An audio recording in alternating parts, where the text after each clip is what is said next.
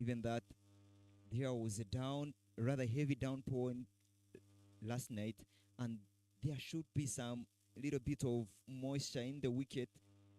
It's one thing that they should have utilized. We won't see the ball bouncing so much, but nevertheless, let's see what the game has to present.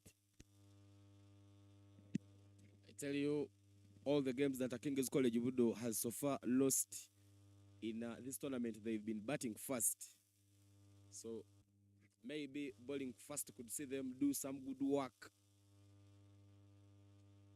King's College BUDO has some seasoned campaigners, some of the players in that team: Jagenda Haruna, Mugwanya Edward.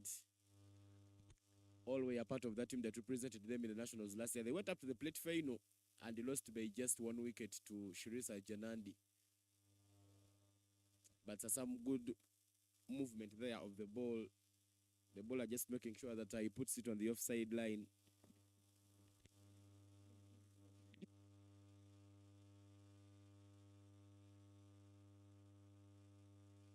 So the two batters for Nyakasura is Rothomio on strike and Ayovale, who is off strike, and they both gotten off the mark. Rothomio there guilty of trying to go inside out to beat the inner fielders.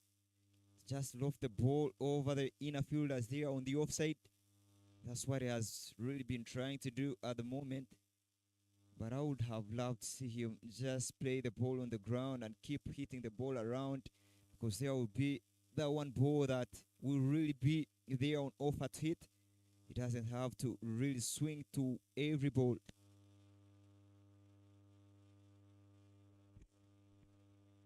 Back-to-back dot balls there. Very good start for BUDO at the moment. This over is seeming to be in their favor, given that they haven't given out any boundary. Everything has been working for them, especially beating Rothomio there, who is guilty for trying to use hard hands.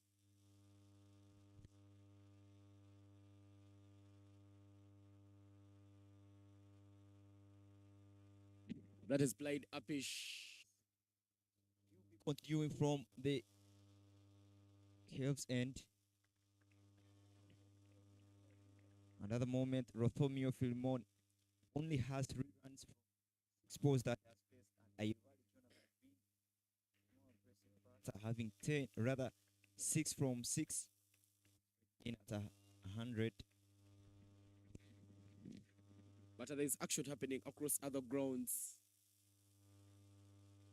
We'll be giving you some of the updates in some of those games. At Nyakasura 2, St. Joseph's College Laibi is taking on St. John Secondary School Mukono. I tell you, Nyakasura main where this game is broadcasting live from, and Nyakasura 2 are right close to each other. Masindi is taking on Busoga College Muru at Kanoni Apollo 1. Razori High School versus Kira College Butiki at Kanoni Apollo 2. Whereas there is a Western derby happening between Interior School and Masaka Secondary School. Those two schools coming from the same region, but Masaka came as champions from that region.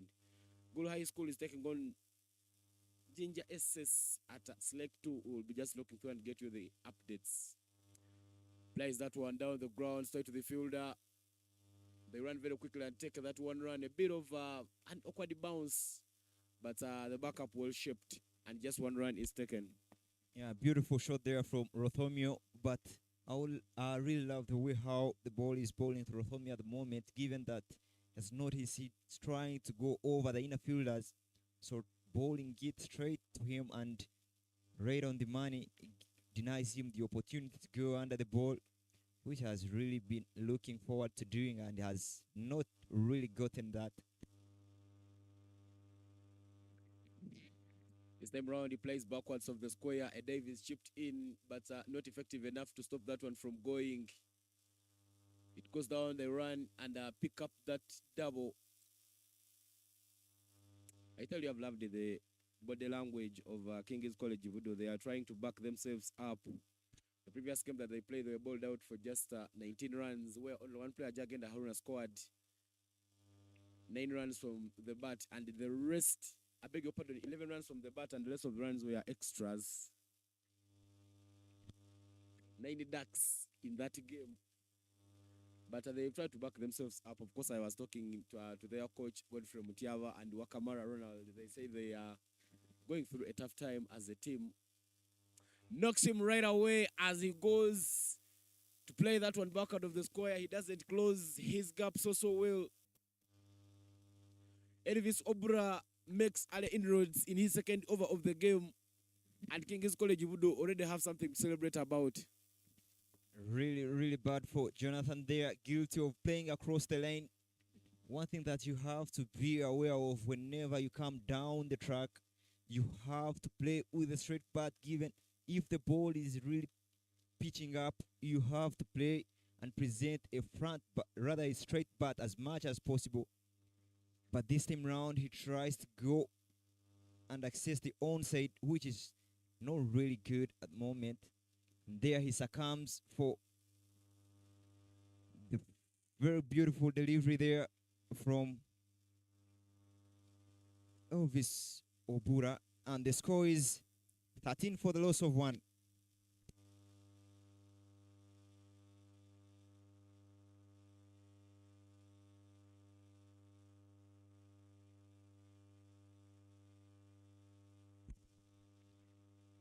With Nathan departing, there brings in the most aggressive batter in their side and the most scoring batter for Nyakasura, and that is none other than the wicketkeeper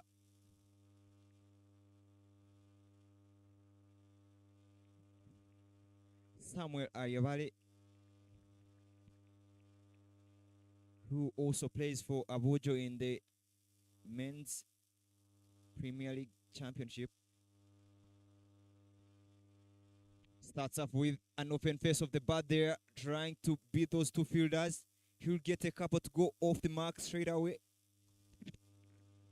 Yeah, good work there, getting off the mark right away.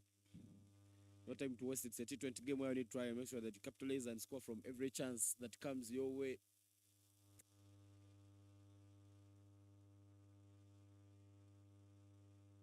In terms of height, he is a very tall man.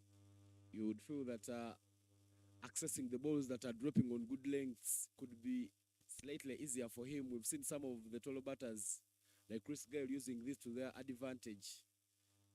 He's been scoring runs for Nyakasura, and he is already coming in at number 3 to make sure that he gets some more runs for the side. But with that, dot ball brings up the end of over number 3, and the score is 15 for the loss of 1.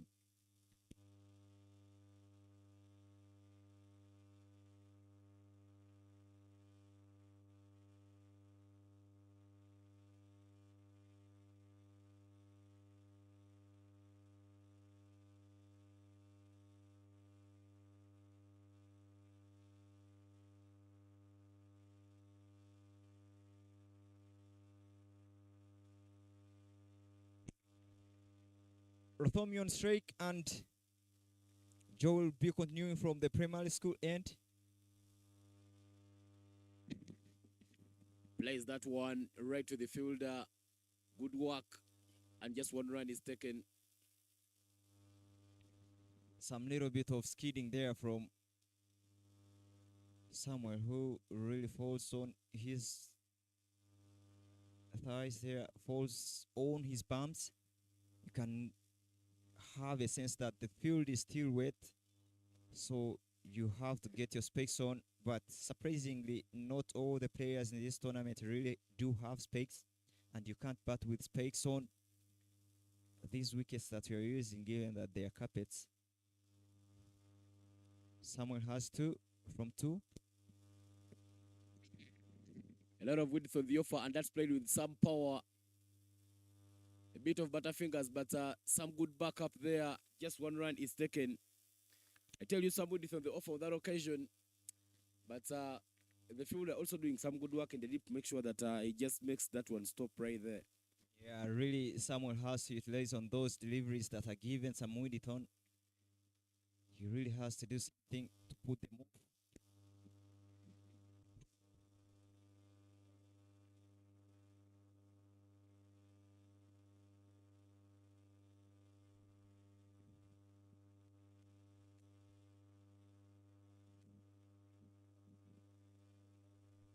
Already 10 dot balls in this inning. You can see the dot ball percentage also being high.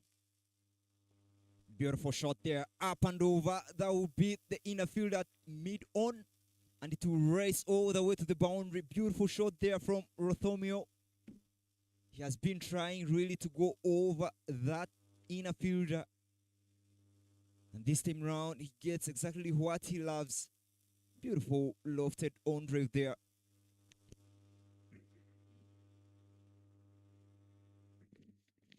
Indeed, a nice looking shot, some finesse in that one.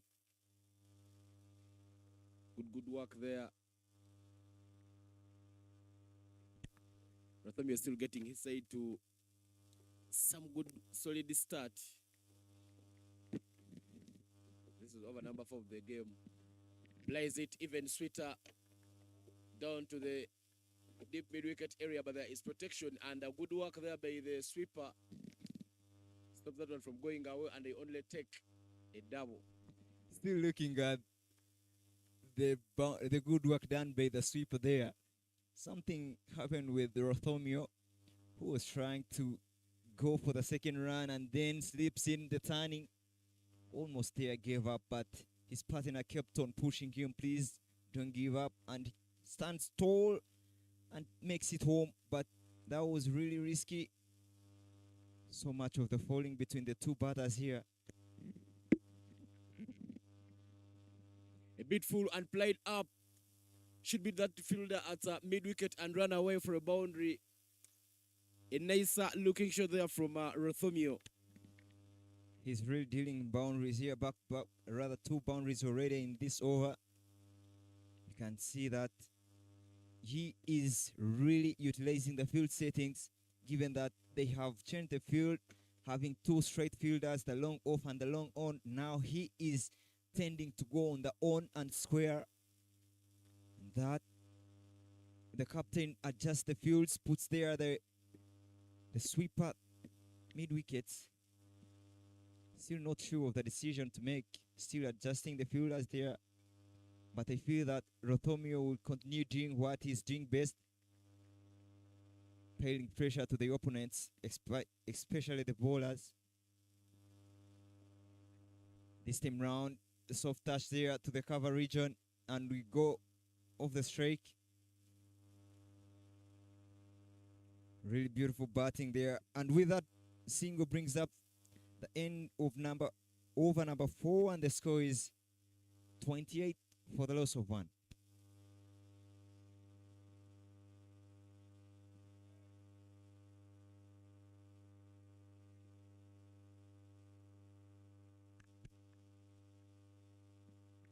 .28 for the loss of 1. You would quickly feel that Nyakasura have not gotten themselves a very good start. I believe they should have made sure that they be a little more aggressive and make sure that they, at this time, they are maybe close to the 40s.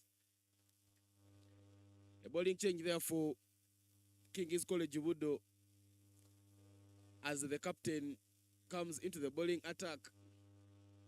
Edward Mugwanya will be taking on the bowling from the side of the staff room end, going for that long run up. But for the times I've seen him play, I've always been seeing him spin the ball around. But this time around, he'll be bowling some pace. Is one of a tall lad there. You expect the ball racing to you as a batsman because he's tall and will be bowling from his highest point. That is the bounce I'm talking about. You won't really expect him to be much fuller. He starts up with a very beautiful delivery there. But as a batsman, you really have to stand tall for such deliveries there. You even have to adjust your stance, not really be down, because the ball will really race to you. That's so well, picking up a dot ball. And even putting it a bit closer to the batter, but Slopin is there from the wicketkeeper as Nyakasura picks up a bio run. I think there is some little bit of movement, given that the way how Rothomio played that shot, being guilty there for dropping his wrist, trying to access the own region, on field, and then being squared up. I think there is some little bit of outswinger for the left-hander.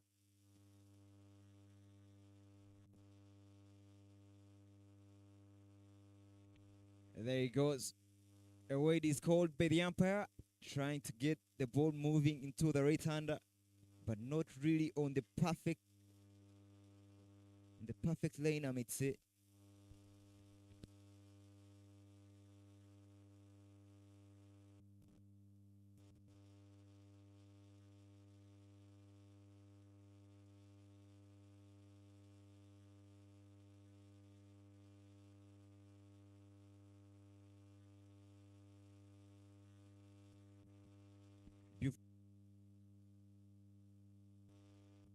Balls at the moment.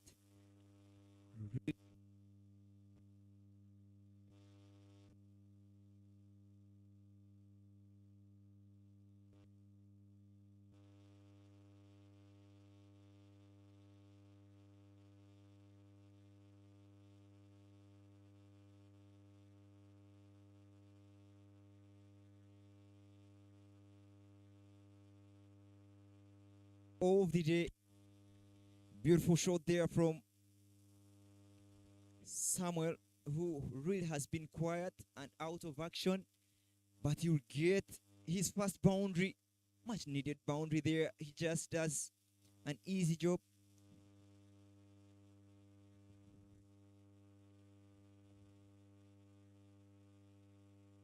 At 4 runs for Nyakasura at the moment.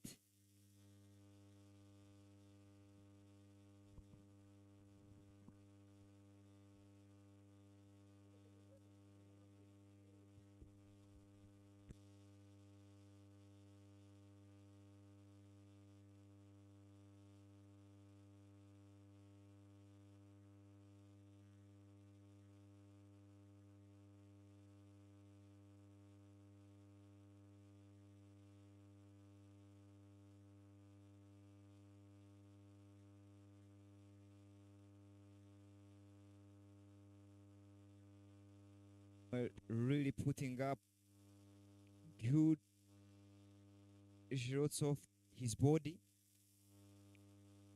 Rothomio there, squared up in the air, and it's put down. I feel there is something not really good with Rothomio.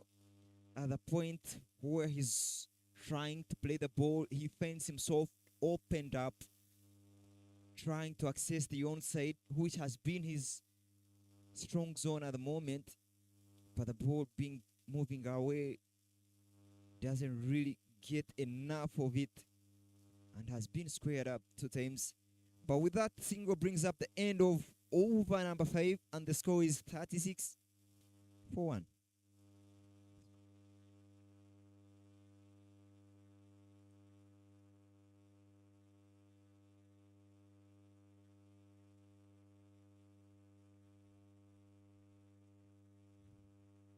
New bowler will be coming in from the primary school end with Rothomio on strike. Rothomio already has 17 from 16.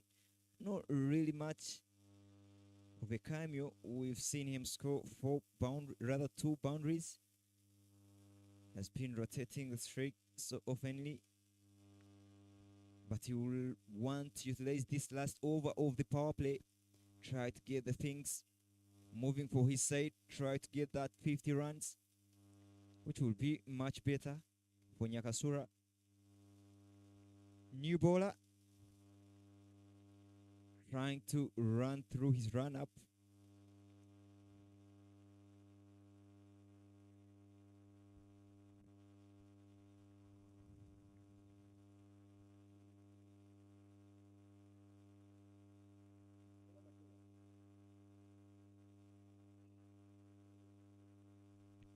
Powerfully struck there. There is a fielder that will only see it go past the boundary. Beautiful pickup shot there from Rothomio. Slow delivery shot. Just does to move across his crease and access that on field as he had loved always. He gets his 3rd boundary of this morning. Rothomio Bowler really cute there for bowling half tracker. But there is a field placement there for Rothomio trying to stop that pull shot. Deep mid wickets at the boundary.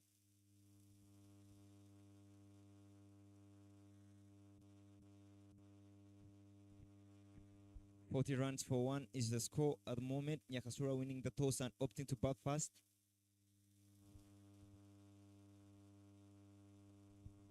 Up in the air, the fielder is running, lashing backwards and it over the fielder, but doesn't have the legs to go to the boundary. 2 will be the run, and 2 they will get. Everything that he has been looking for, Rothomio, is to beat that inner fielder, just loft the ball over his head. But the elevation isn't right at the moment, not the best elevation that you would have loved. But he gets a couple of runs.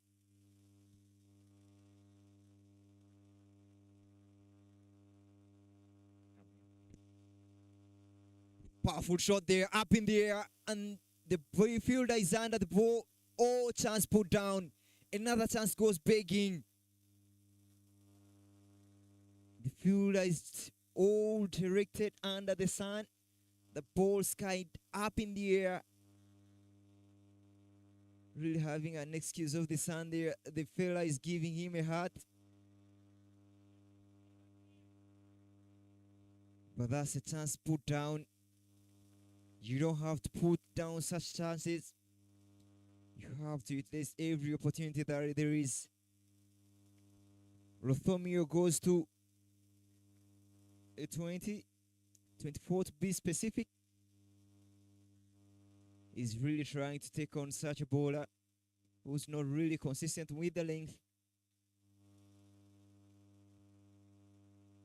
Short delivery there, no pace on it.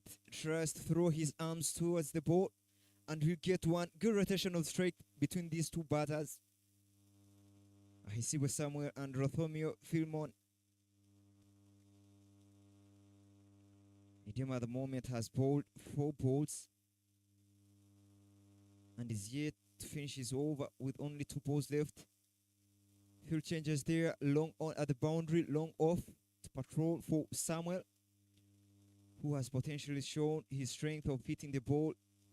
Already has a boundary to his name.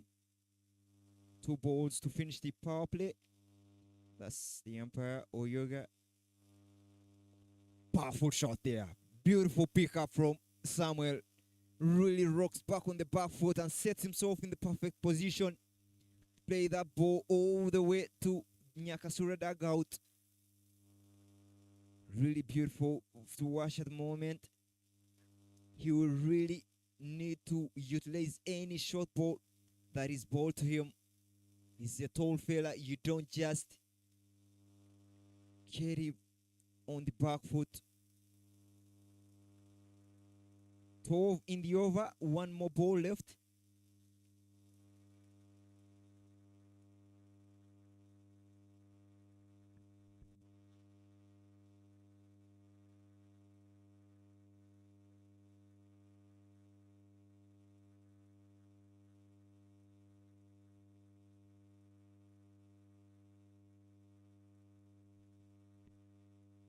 Beautiful touch there. Touch and go. Rotation of strike at its most.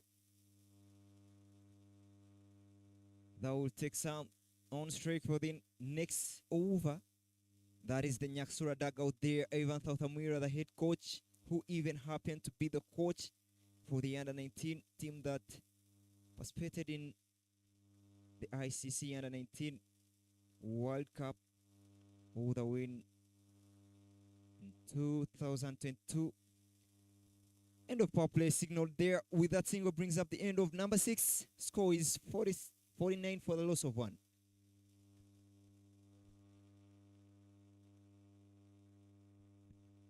Still speaking of Evan Thauthamwira, has been the lad, the fella, the mentor, everything that Nyakasura cricket stands for. He has really seen so many of the youngsters develop into pros, develop into international figures, and he has continued to do a good job.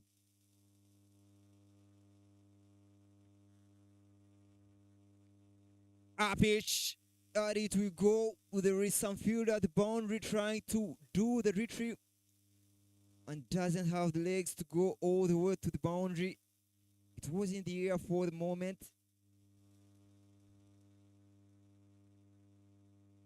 Not the best elevation that you would have loved, but picks up 2 runs to start with. Captain Mugwanya bowling from the staff quarter end.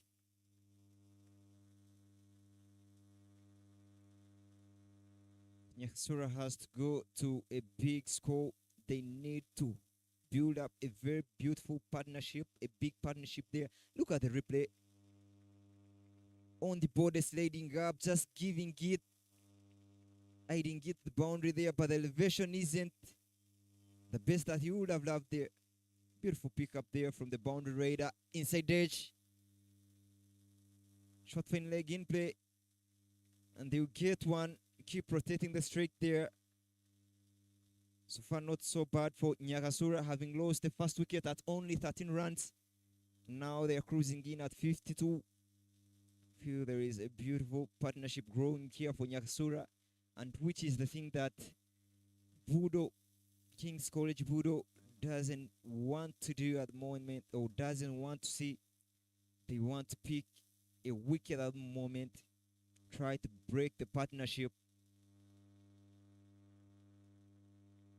Rothomio on strike.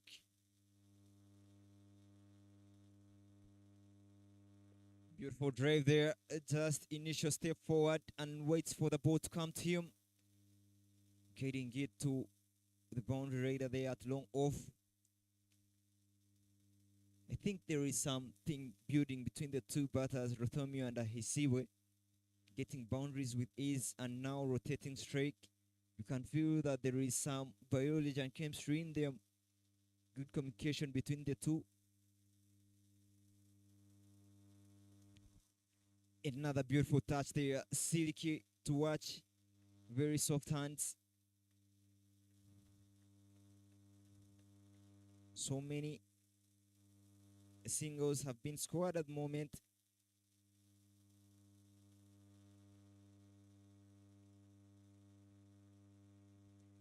Speaking of the partnership here between Ahisiwe Samuel and Rothomio, the partnership of 41. Ahisiwe Samuel's contributing 18 from only 12 balls. Powerful shot there, but won't get enough bat on it. It will go over the bowler's head, who tries to get the catch, but falls in the no man's land to keep up another dot, rather another single. Rothomio there not really good with the pickups. Has tried to pick up so many short balls, but hasn't really put off so many. 1 ball to go in the 7th over.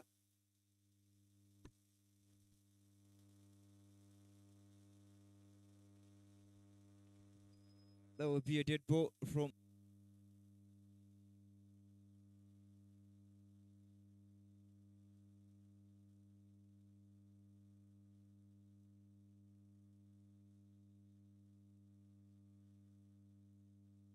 at an economy of 7. The most expensive bowler was Edema Savier, rather Savior. And that will be end over number 7, and the score is 55 for the loss of 1.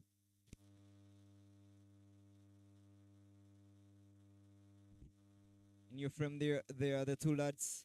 I see Samuel giving some information, words of wisdom to his fellow. Him being the most experienced between the two, having played 3 schools week tournaments. In fact, 4 schools week tournament.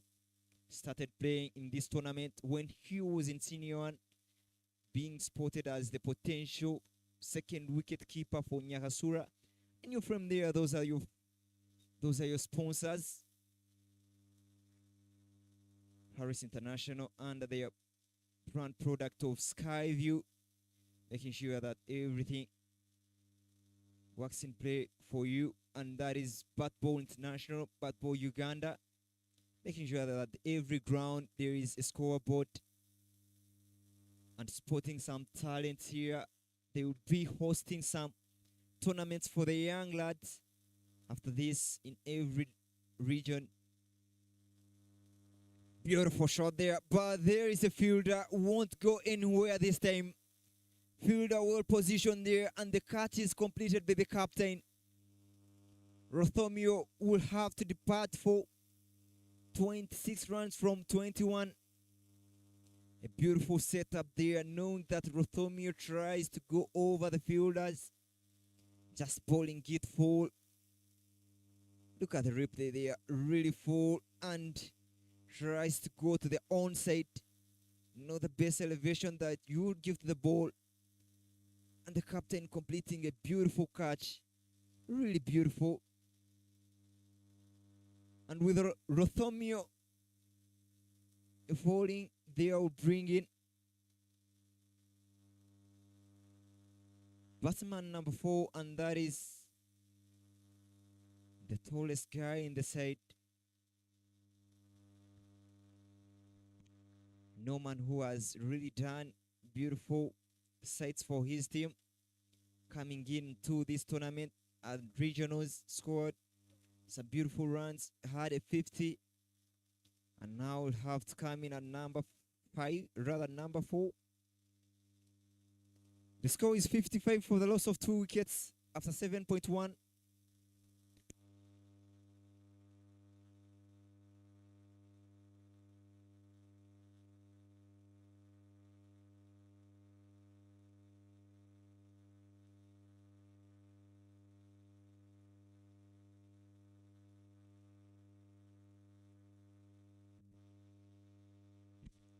The bowler Edema already has one from 1.1, picking a wicket of the most resilient there has been for Nyakasura, Rothomio Philemon. And Norman already has taken his guard. A really tall fella in your frame there. Started up his career as a bowler, right-arm seamer, but he has really transitioned from being a bowler to a batsman. Starts off with a powerful cut shot there, but doesn't get any bat on it. That will be a dot ball. Hasn't gotten off the mark straight away. A dot ball, 8 lanes there from Edema.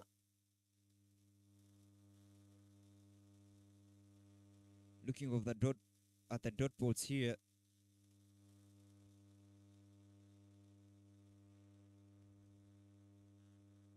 $15 dot balls specific in this inning so far. Not so many, but struck hard there off the back foot, trying to access the on field there, and will go off the mark straight away. 15 dot balls, as I was saying, not so many, but even in T20, you would have restricted yourself so many runs, falling short because of those dot balls. You don't have to accumulate dot balls. Try to convert them to runs. Starts off with a beautiful, rather a shot of desperation there. Chance taken. Another wicket falls. Another one bites the dust. And it's none other than I see with Samuel, who is guilty for trying to go on the onside. Gets the top edge there. 2 catches for the captain. 2 wickets in the over. Not something that Nyakasura would have loved at the moment. The 2 fielders that had been established themselves. Look at the replay there. Really going down, tries to go on the onside, doesn't get enough bat. Instead of edging it off the top edge. Beautiful catch there on the second, third rebound and completes the catch. The fielder there not so convinced, but the catch is taken. Beautiful catching there by the captain. He knows where the traffic area is. And there he puts himself up for the task. Mugwanya already has 2 catches. But leaving alone Mugwanya, already 2 wickets have fallen for Nyakasura in only 1 over. This over seems to be so lucrative for BUDO at the moment.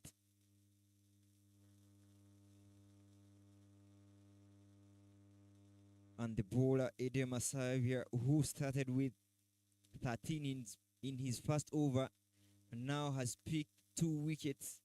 He has done a beautiful work for himself to improve his scores. But 2 new batters on crease for Nyakasura, and that is Zaid Badruddin, who has just walked in.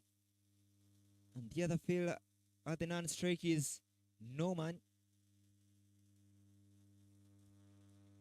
Norman only has 1 run from 2 balls that he has faced.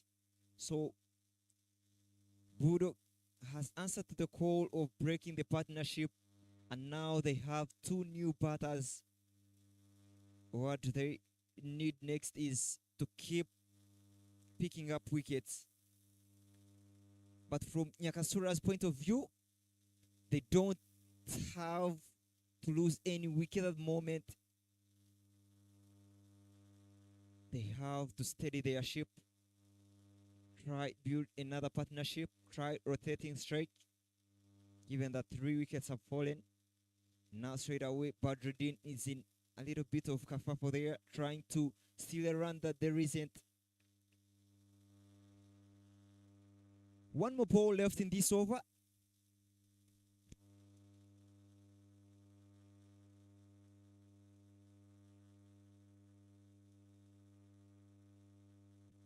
Silk touch there from Zaid Badruddin to get off the mark straight away. Quick running between the wickets between these 2 fielders, realizing the need at the moment. They only have to be run, not to go for big shots that their fellow counterparts did in Rothomio and Ahisiwe. Over number 8, score is 5-7 for 3.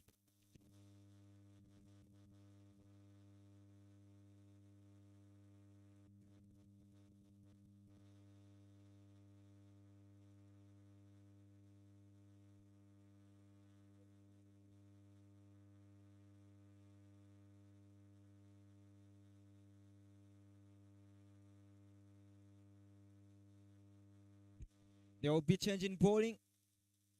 The captain opts to go for another bowler. Having bowled only 2 of us, now brings on the spinner. Bowling from the staff quarter end.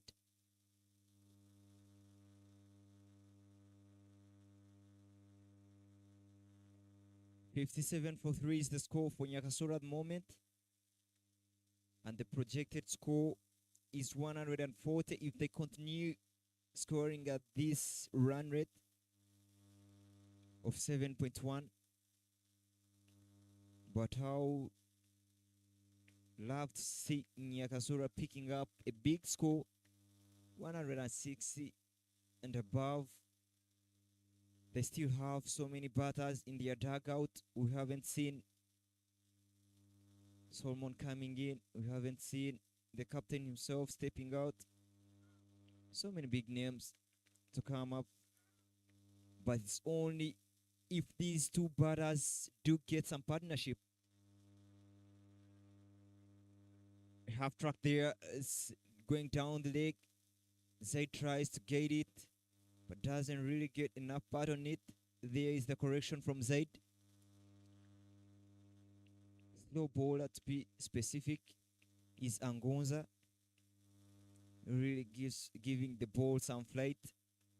You really have to be patient, and timing should be paramount if you're to put away such deliveries.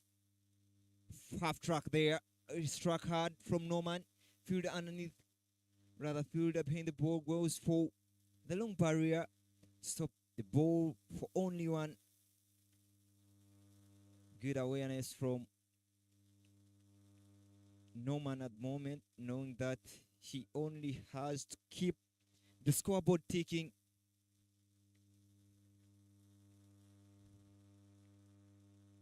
Played delivery there, tries to go. Oh, Zaid, the second time has been in the same scenario, trying to run for false shots there.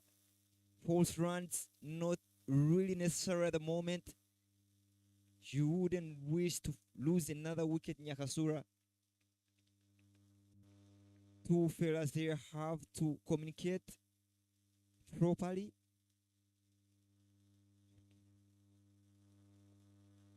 Hit hard, won't get away with the boundary, but to get only one run. Good over so far from Bagonza. 3 runs from the 3 balls he has bowled, 1 being a weight, already 1 dot ball.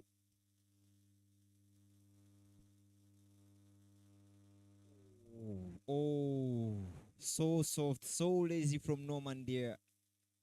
Ball being very slow and also playing with laziness.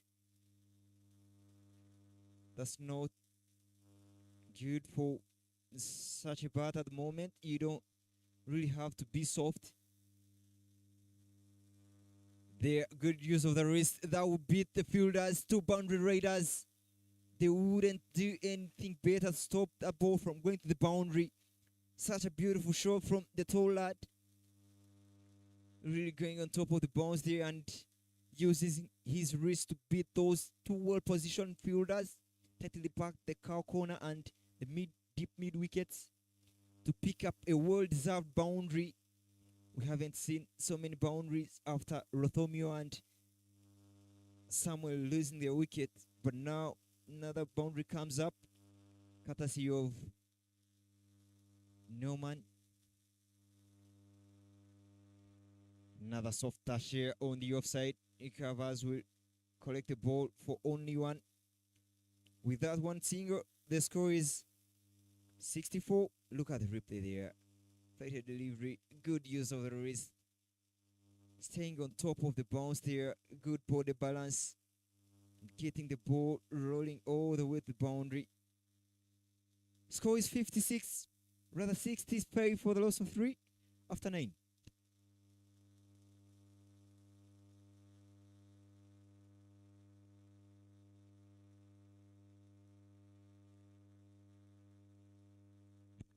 Another change in bowling. The spinner will be coming from the primary school end. The last over of spin only went for 8 runs. Now the captain gives an opportunity to the young lad there, Kigonya.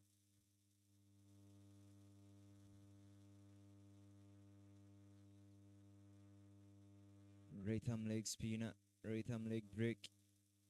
Set up to go through his run up. But Norman is on strike, having 7 runs, having 7 runs from 7 balls. Oh, beautiful piece of bowling there, beautiful. Norman there guilty of dropping his wrist, dropping the elbow, trying to go on the onside. Not playing with the turn, but playing against the turn. Not the best thing you do when you're playing spin. You have to play with the turn. Flighted delivery there, struck hard. Oh, floppy fielding there. But there is a boundary raider who will stop the ball from going past the boundary there for only 2. Powerful strike there from Norman. The fielder covers won't really stop the ball, given that there is some power under the shot, behind the shot.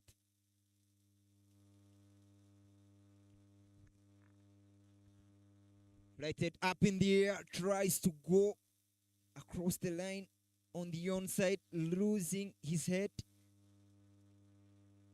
Another dot ball. I would feel that is a part option. There, Zaid trying to give in some insight.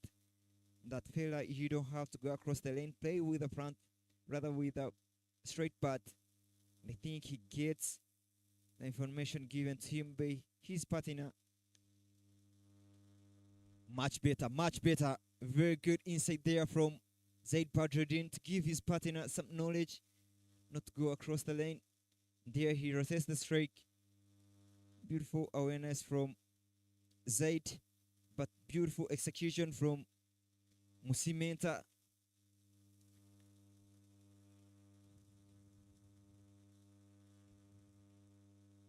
The current run rate is 7.1 and the projected score is still 142.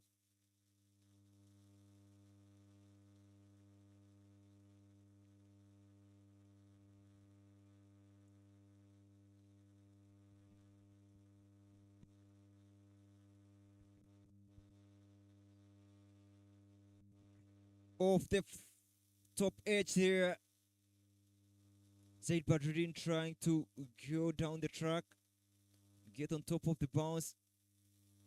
Doesn't really time it very well, but the ball lands in the safe zone. Very beautiful over at the moment. Only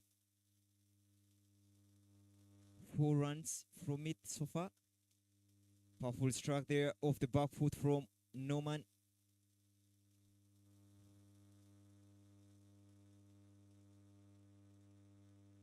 Five runs from that over. Beautiful over from Chigonia.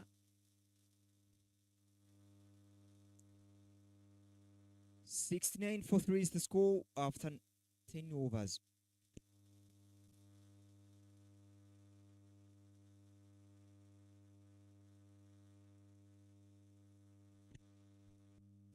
That's the green outfield there at Nyakasura ground. This is the main ground where the action is taking place. Match day number 4 is the UCA Boys Schools Week tournament happening in Fort Portal City. The first time the tournament has been hosted in Fort Portal and in the West to be specific.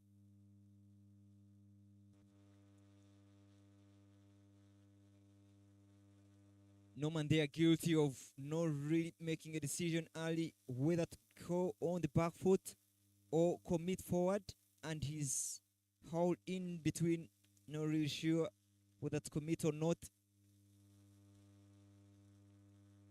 Paul Feller taking a narrow stance there. I would feel so many elite batters, they do change their stance. They stay low for spinners and stay high for pace bowlers. But Norman there not really doing the adjustments. Tall fella, long levers. Tossed up in the air, beautiful drive on the on.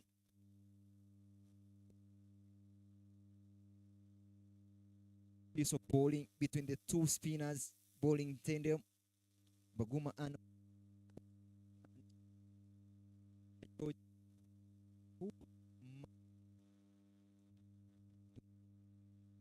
salient for the moment.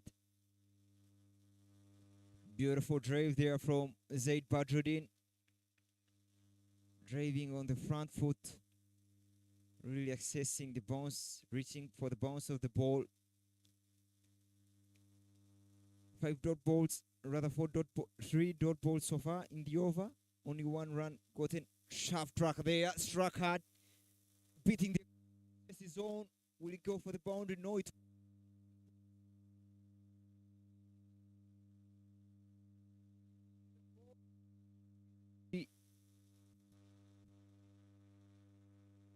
very good running between the wickets, between the two lads, Zaid Badruddin and Musimenta Norman.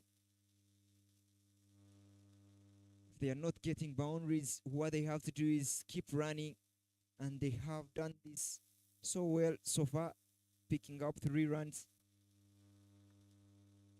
Tossed delivery, again another dot ball. 4 dot balls in the over, picking up only 3 runs. What a beautiful over this has been.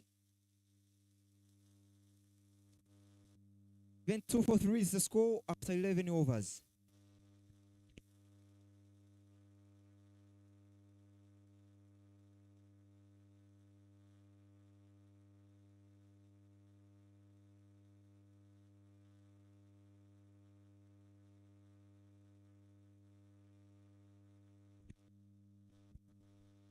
So we're already past the halfway mark, scoring 72 for the loss of 3 wickets. The spinner will continue from the primary school end. The leg spinner who has been very, very on top of the Nyakasura batters, especially beating them for turn and presenting them lethal for against the turn play. Short delivery there down the leg. Hit hard. The boundary and only getting 1 run. 5 boundary raiders have been deployed. Deep extra covers, cow corner, long off, long on, and deep extra covers.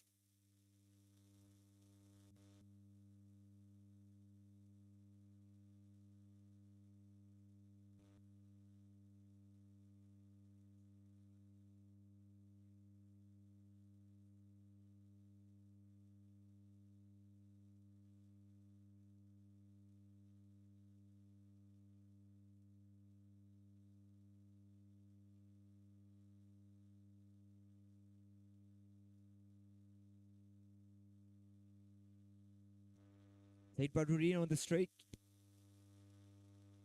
Beautiful strike there from Zaid Badruddin, but they won't get boundaries easily.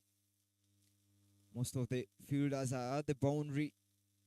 King's College BUDO at the moment trying to use a defensive field, utilizing all the 5 fielders, and it has really worked for them. So many overs have elapsed without getting boundaries. 3 overs to be specific, rather 2.3 overs to be specific without a boundary. And that's another 1 run for Nyakasura.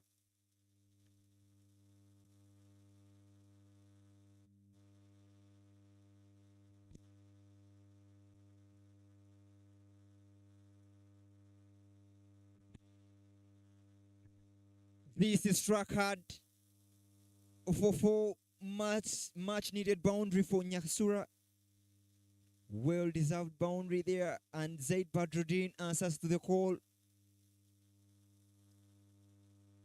Poor delivery from Kikonya there, guilty of bowling down the leg.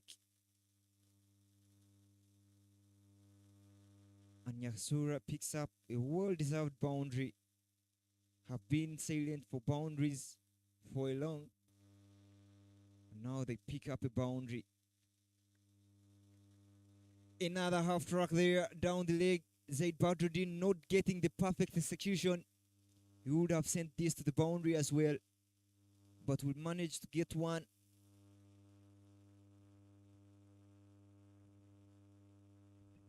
Already 10 runs in this over, which over is really meaning to be expensive for Nyakasura at the moment, having been so dull at the moment, but now picking up 10. The last expensive over was over number 16 for Edema, rather over number 6 for Edema, that went for 13 runs, and now 10 runs so far in this over with 1 more ball left. Up in the air, and the fielder will run forward but won't really go for boundary. 2 is the call, and they will scamper through for 2. Good running between the 2. Good gulping from Norman, but Zaid going to the danger zone. Really hard to put on a swift show there. 2 doubles to end the over. 84 for the loss of 3 wickets.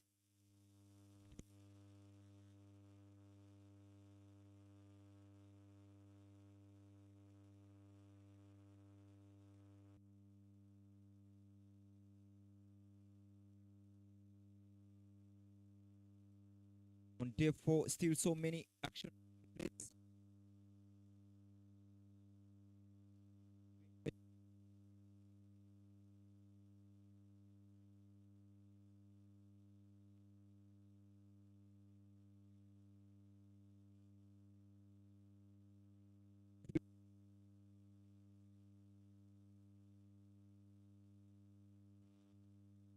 Rather, 6 games are happening at the moment. Down the leg, and that will be a weight adjustment by the umpire there. Too much time from the bowler there, not really executing the good lanes that you would have loved.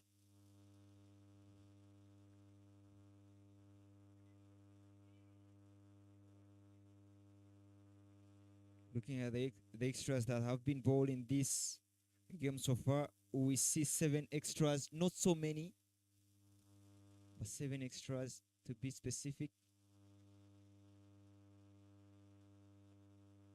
Half track there, Norman trying to rush forward, going for a big pickup shot. Doesn't get past the bowler there. A dot ball to start with. Tries to whack that ball on the onside. A square leg in position, picks up very perfectly and good throw to the wicket keeper. Good rotational strike. Managed to get the scoreboard ticking at every moment. That is the 2 batters, Said Badruddina, 17 from 15. This time hit hard. Only we get one, trying to access that boundary on the offside. But the covers really does a very beautiful job for his team. Stop that ball for only one. Cimenta and Norman at 11 from 16. This time struck hard. Almost straight to the covers, who is very, very close to the 30-yard mark. The ball really doesn't carry to him, and he must have been hit hard on the toe. You can see him not comfortable. But that was the chance. I would say he would have done better to stop that ball or get a catch.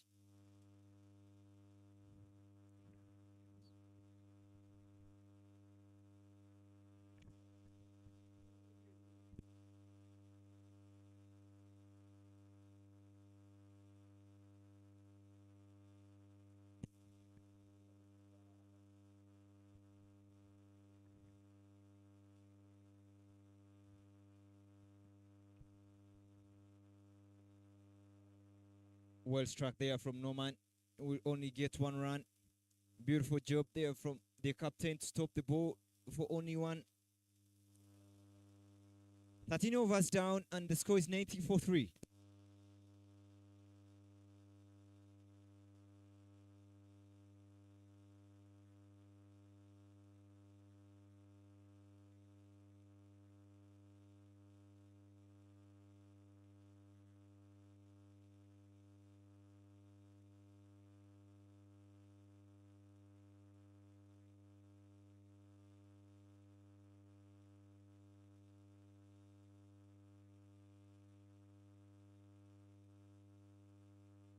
ESS versing Soga College Muiri Masaka Secondary School versing Intare. This time round, Norman goes on the onside. Poor fielding there, but will get to powerful show there, trying to access the on field to start off with.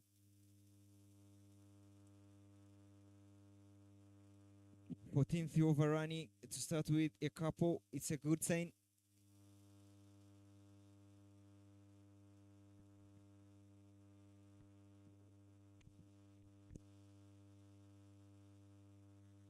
Beautiful drive there, driven on the up, and will only get 1.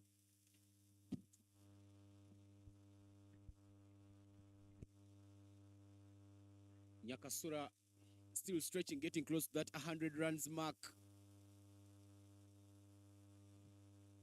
A bit of a floater, but shaping away, missed by the wicket keeper. They will pick up that by a run. The wicket keeper getting up a bit quick, so he misses that bounce.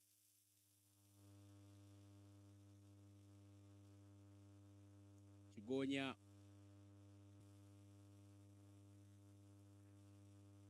Runs not coming very quick there for Nyakasura School. That one is played down the ground. Should run away for 4 runs. Good shot there from Musimenta.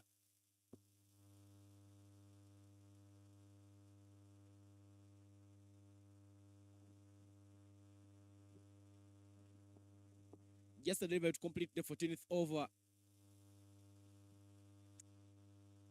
That boundary brings up 99.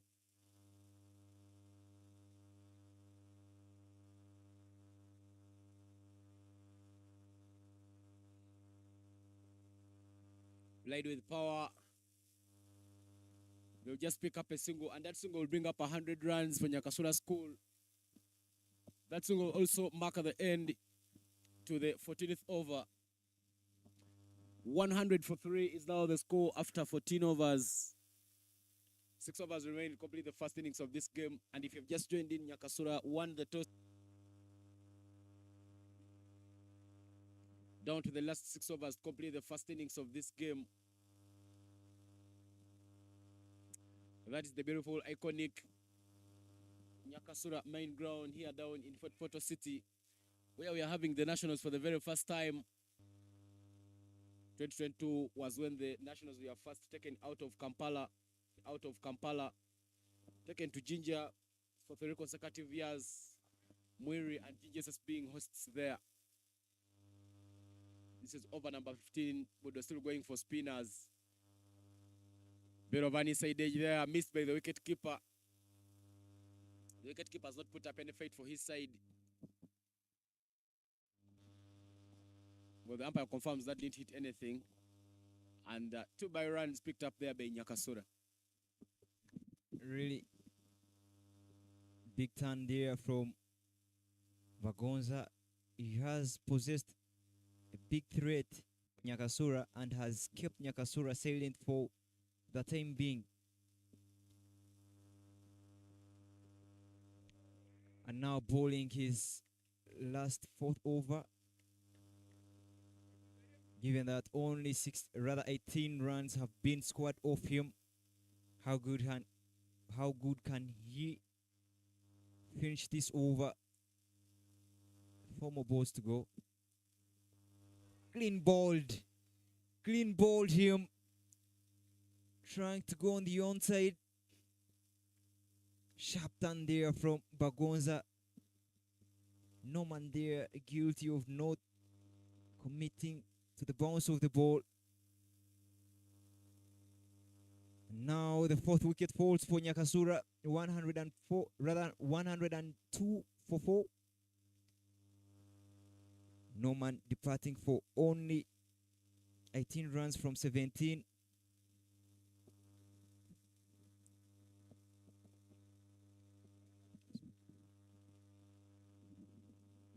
Look at the rip there, big turn. Norman planting his front foot there, trying to go for a cover drive. Hitting against the turn, I might say. Not very good awareness from Norman there. But new batter comes in. That's Mulindwa Ben Solomon.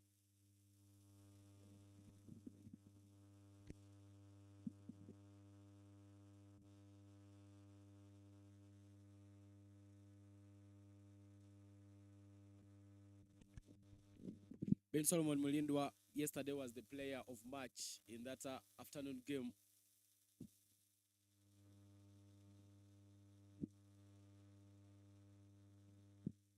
Well, that's another angle of the replay. Mulindwa Ben Solomon finds the score at 102 for 4. Kings College would be keeping themselves active. They would still believe that they can pull off a good performance here at the Nyakasura main ground.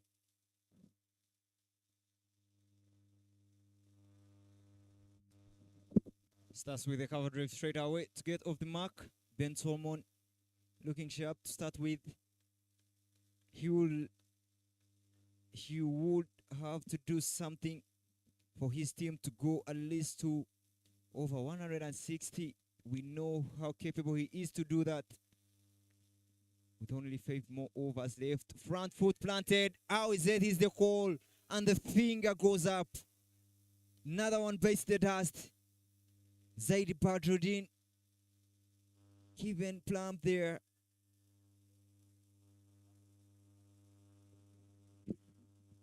Bagonza making inroads there for King's College BUDO. 2 wickets in the over. Half of the batters for Nyakasura have returned to the heart. Good work. I tell you, his spin is not being so playable. He bowls one and he drops one LBW. Good work there being done by Bagonza to try and make sure that he keeps King's College BUDO in things. I tell you, I was talking to one of the teachers from King's College BUDO called Mr. Kamia, who is actually their patron of cricket, and he told me that in his remaining games where he's having the big boys, including Nyakasura and Mwiri, he would love to cause an upset. Let's have the replay there. A clear gap between.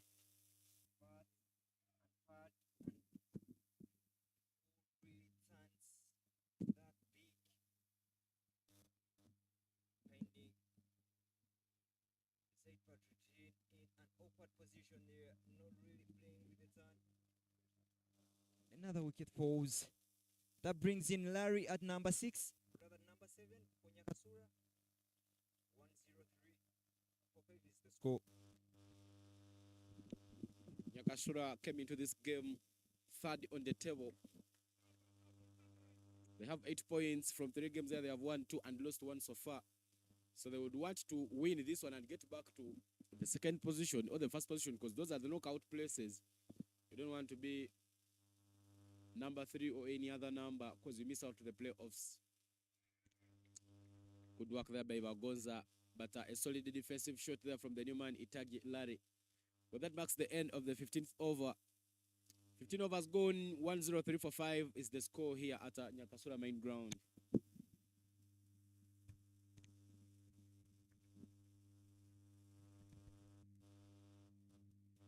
After 15 overs down, I would feel that Nyakasura has to do something, especially the 2 batters in. Mulindwa Ben Solomon and Itagi Larry, they need to go after the ball, given that the spinners that have really been posing a threat are almost out of action. We saw Bagonza bowling his 4 overs for only 19 and picking 2 wickets. Here the last spinner comes for his last over. Goes across the lane for big swing, and out is given. Stumped. Another wicket falls. Ben Solomon, who tries to go for a big swing. Wild swing for that not really being a good shot there, trying to go across the lane. And he succumbs for that beautiful delivery there from Kugonza, having the replay there. Rated up in the air, opens up the front foot. Oh, not so lucky there, Ben Solomon. Not really so happy. The appeal only had to see what the umpire does. Such a tight decision to give there. I tell you, wickets are falling very quick for Nyakasura. 2 falling in the previous over and 1 already in this one.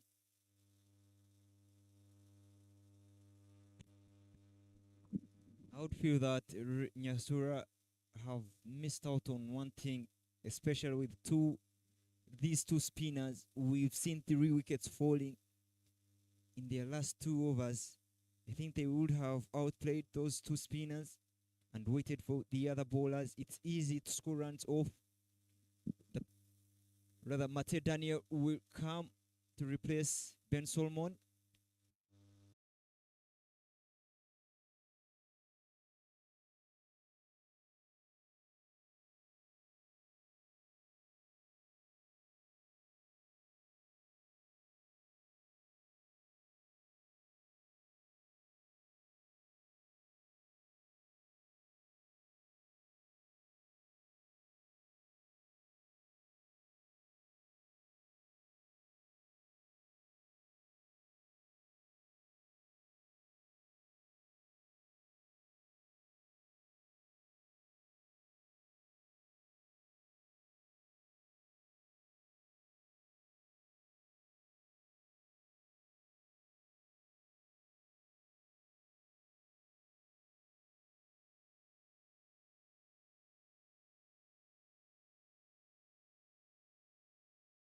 But the target should be them trying to make sure that they play well in their remaining games. A bit of a floater played up in there. Chance to catch, but not caught. They run very quickly and pick up a double. Look at the way how Itagi positions himself, beating the direction of the ball, his back, not good awareness. But I would say he had a long way to drag the ball from the onside, rather offside to the onside. That's the reason as to why he doesn't really get the best elevation.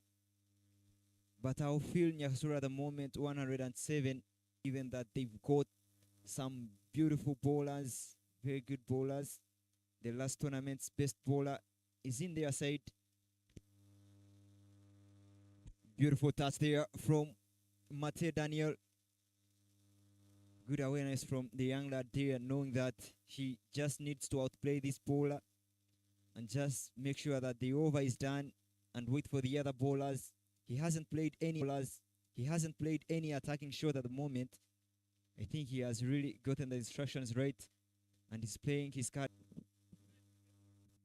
4 more overs left. For how many can they add to this total? Another spinner comes.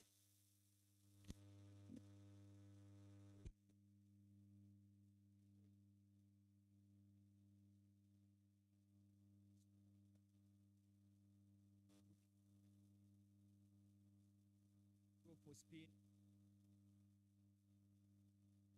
Be the captain. Hopefully it turns out.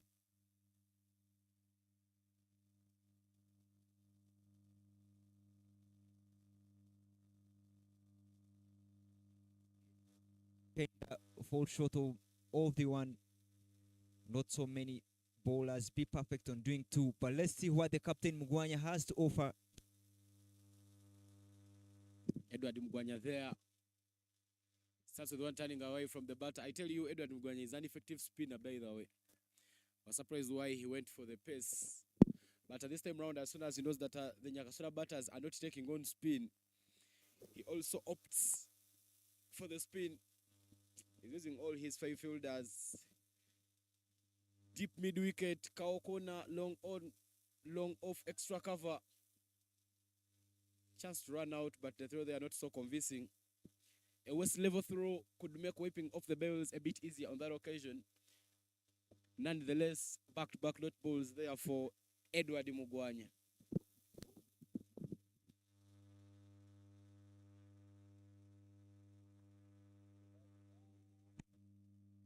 Youth there for trying to go across the lane.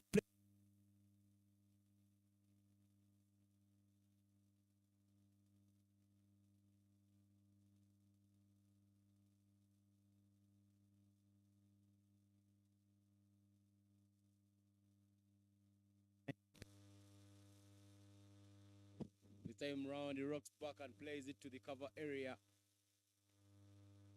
They'll just take a single run.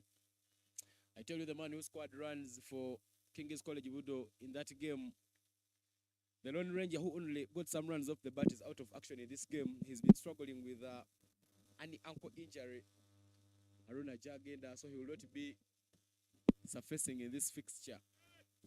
But nonetheless, King's College BUDO trying to pick themselves up in quest of their very first victory at this Nationals tournament.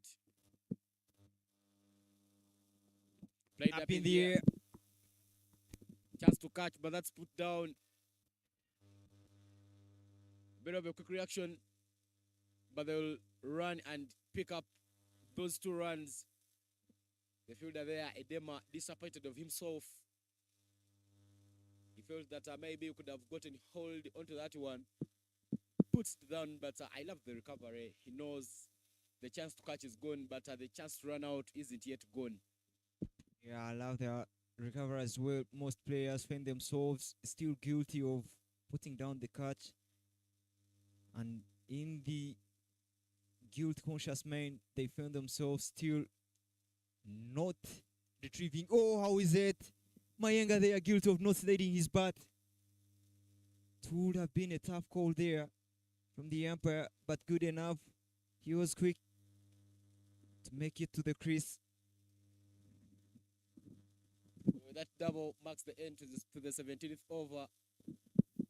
1-1-3 for 6 is now the score. Nyakasura School won the toss and opted to bat first in this match, getting themselves to that solid total so far in the innings with about 18 deliveries complete the first innings of this game. Well, this is match day 4 of the annual Skyview Boys Schools Cricket Week Tournament happening here in Fort Portal City, hosted by Nyakasura School. Harris International, under their umbrella product of Skyview, coming and being part of the sponsors of this prestigious tournament.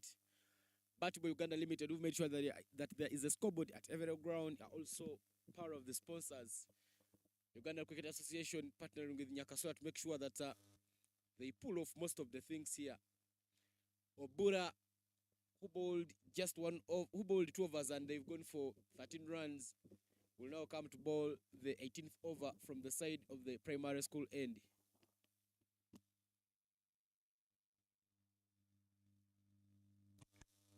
Last 3 overs. What can the total be after these 3 overs? It can only be decided by these 2 batters and the other 2 batters in the dugout. But Nyakasura will be happy to go to reach that mark of 150. I would say it's a very possible score given that Mayenga and Larry can also do something with the bat. Down the leg, and that will be a wait from the umpire. They don't have to put up extras at the moment. They have to be so technical. Try to limit all the extras that they can give. Only 10 so far we've seen. You don't have to give out so many extras. But starting an over with an extra, not a good sign.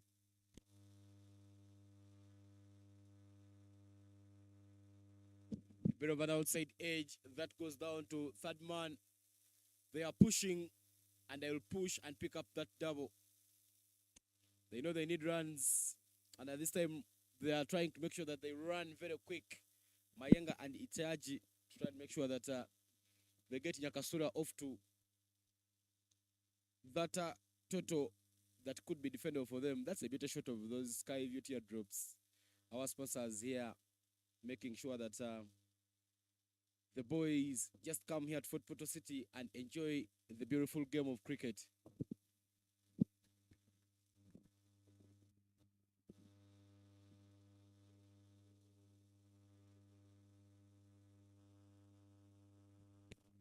Powerful struck there. Powerful struck from Mayenga. But, floppy fielding there from the captain.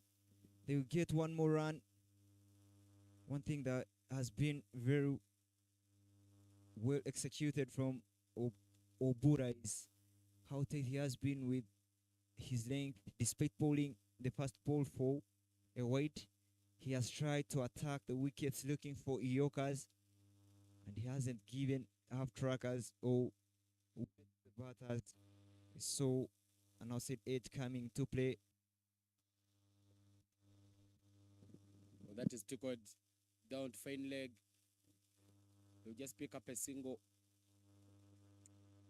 Looking at the groups, Shirisa Hajanandi topping in Group A, St. John Secondary School, St. John High School, Kauga in second position in that group. Whereas in Group B, Msoa College Mwiri on top and Masindi SS in second place. Nyakasura looking for a victory here to try and make sure that they keep themselves close. They don't want to be outside of those knockout places.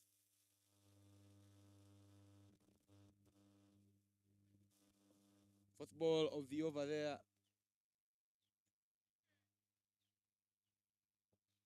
Play down the ground. Don't long on. And they will just take a single. Good thing at the moment is that Nyakasura have ruled out the dot balls. At the moment, they've looked at getting every ball for a run or two. They haven't.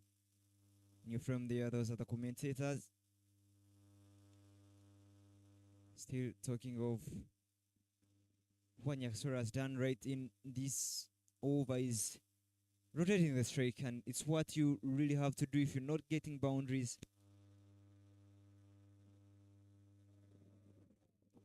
Tries to go for a cut shot, but doesn't quite connect. Somebody there on the offer for Mayenga. I tell you, on match day when I had Mayenga here in the comms box, and he was telling me how he is proud. Some of the players who've really stepped up from Nyakasura, the players like Pascal Murungi, Isaac Asanyu Ategeka, mostly the players who were in that U19 World Cup in 2022, the likes of Matthew Musinguzi, Joseph Baguma, he was here applauding them for the good work they've really done. Also made comments about that game where Abojo Cricket Club managed to put Tornado Bees on the sword last Sunday, saying that he is really proud of that performance, and they will also be looking at making sure that they replicate the same performance. Well, those are the ranges of Mountain Renzori. Very, very beautiful sceneries from here. Clear skies right there. 18 overs gone and 122 for 6 is now the score. Exactly 12 Lego deliveries are remaining to complete the first innings of this game.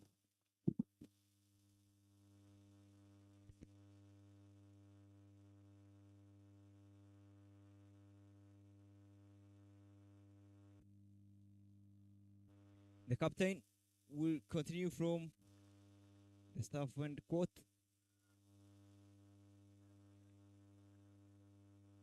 Bowling to Itagilari, who has, Mayenga, who has 12 from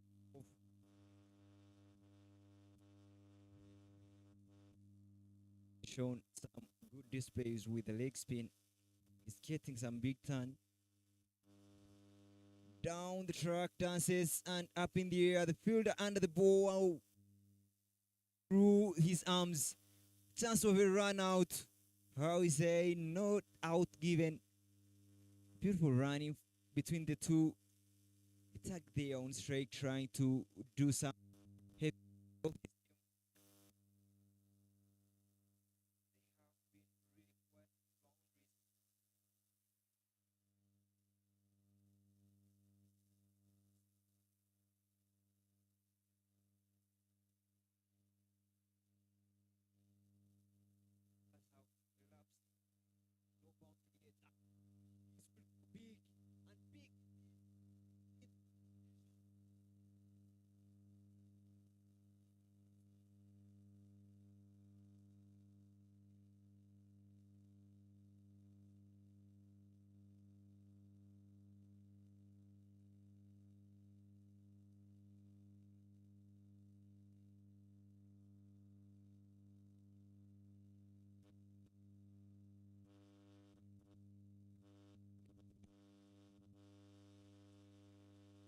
Much needed boundary there from Itagi. We know he is the big hit of the ball. Has been so quiet for the moment, knowing that he's only left with 10 balls. He needs to do some heavy lifting for his team. Bang! Only one he'll get. They are pushing for 2. Tries to get the streak. Oh, yes, they do. Some floppy fielding from the boundary raiders. The boundary not picking up the ball on the first attempt. And Larry Tagi still gets the strike for himself. The captain is not really happy with his teammates, trying to boost their morale up. He doesn't really love to see runs leaking, especially when he's bowling. Already 10 from 3 balls. Hard struck there, long barrier. Picks up for only 1. Beautiful fielding there. Much better delivery there from the captain. That's the replay for the 6.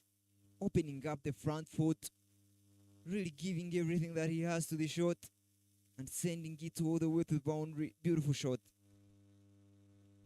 Powerful struck there, Mayenga. Oh, and it's put down.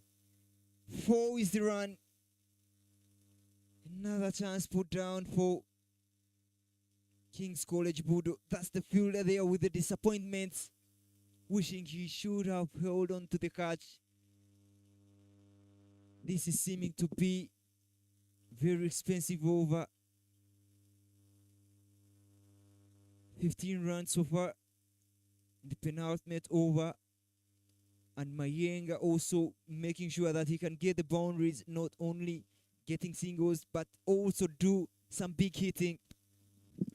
I tell you, in the back end of the innings, King's College BUDO has not really displayed a very good fielding performance. They've let so many easy runs to go past them.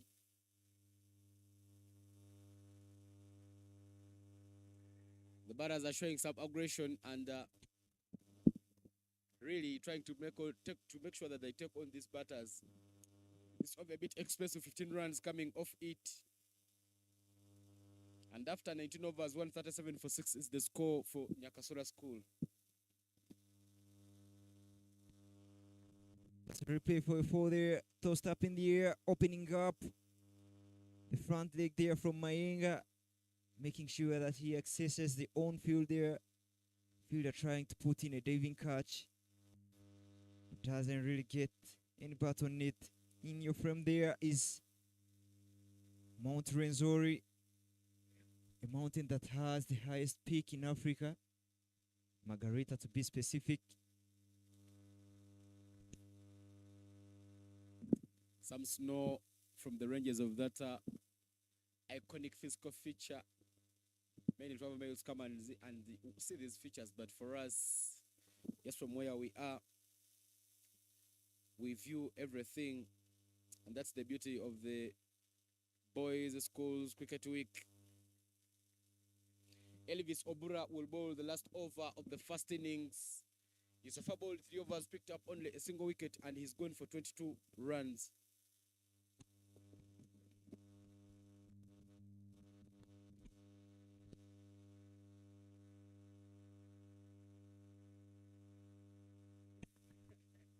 The last over of the innings being trusted to Obura, who has managed to be very good with the ball, picking up 1 wicket and conceding 2 runs from the 3 overs he has bowled. They'll need to bowl this over so well. Starts with a full toss, but no dispatch Daebe Itiaje Larry. I tell you something fortunate, Larry clearly shows you the intent. He knows this is the last over. They already have 3 wickets at hand. So he will try and make sure that he capitalizes and score many for Nyakasura School, because these are the runs that make the difference at the end of the innings. But not bowl to start off the 20th. Yeah, very good execution there, knowing that full balls at the moment will do much better job for their sake other than short balls up in the air. No ball is called. Trying to bowl the balls full, and this time round, he doesn't really perfect it, and it's a no ball. An advantage to Nyakasura at the moment. Try to reach the 150 run mark. Only 11 runs left to reaching that target. I tell you, if the aggressive Itaj was on strike, it could have been more interesting. But Mayenga will now be the man to try and make sure that he dispatches this free hit. Swings hard at it, but misses it. I tell you, fortunate, I long saw it coming. He's not been connecting quite well. Yeah, talking of not connecting, he has gotten off so many top edges. And you talking of not being connecting, yeah, indeed, that's true. It's only Tag who has been getting runs out of the middle sweetly. Very good bowling of the free hit there from Obura. I tell you, we see it so often. Every time there is a free hit called, the bowlers tend to try and make sure that they bowl it so well. You keep wondering why it's not what they have been doing all through the innings. But sometimes there's some things that always happen is that these players try and make sure that they overdo some things, and that's how they end up doing some mistakes and giving away easy runs. The delivery is complete to the first innings of the game. Play down the ground. Good work there at covers. 1 run is taken, And that single brings up 140 runs for Team Nyakasura. With only two balls left in this inning. It's Aguilari who is cruising in at 18 runs from 12 balls. How many can he add to the total?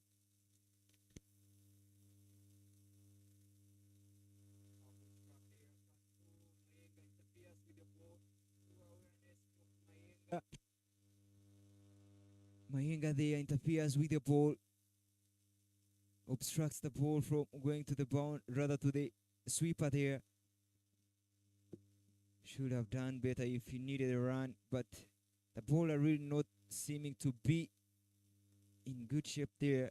They had some little bit of collision with Mayenga as he was attempting to take the run. But that's a dot ball, much needed dot ball at the moment. Only one ball left, and Itagi is on strike. Yeah, last ball to complete the first innings of this game. He makes it Ani Aleshimi down the track and plays it straight to the fielder at long off. The fielder not attacking, takes his time to wait for that one. They will take the run. They wanted to sneak the third, but that eventually ended into a run out. 142 for 7 is what Nyakasura will complete with the first innings of this game. This is the annual Boys Schools Cricket Week Tournament, proudly sponsored by Harris International under their product Skyview. BUDO Uganda Limited also joining hands with Cricket Uganda to make sure that they see most of the resources put together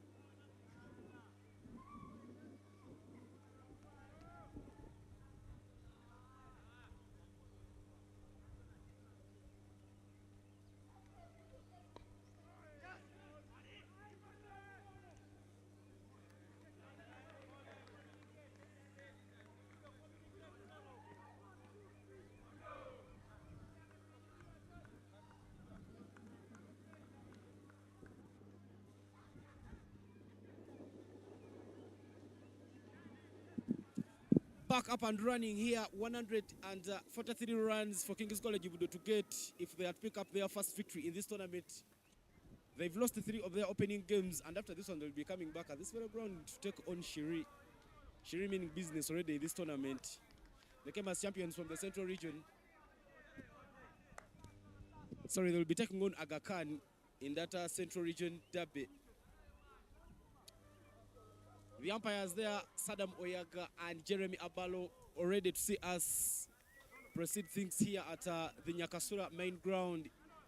A bit of a breeze weather. My name is Evan Cyprian Sajabi here in the comms, and I'm not alone. I welcome Fortunate Alijuna from the break. Fortunate, welcome back. Thank you very much, Evan. Coming to the second inning. Coming to the second innings, where we're hoping to see King's College Budo chase down 143 runs.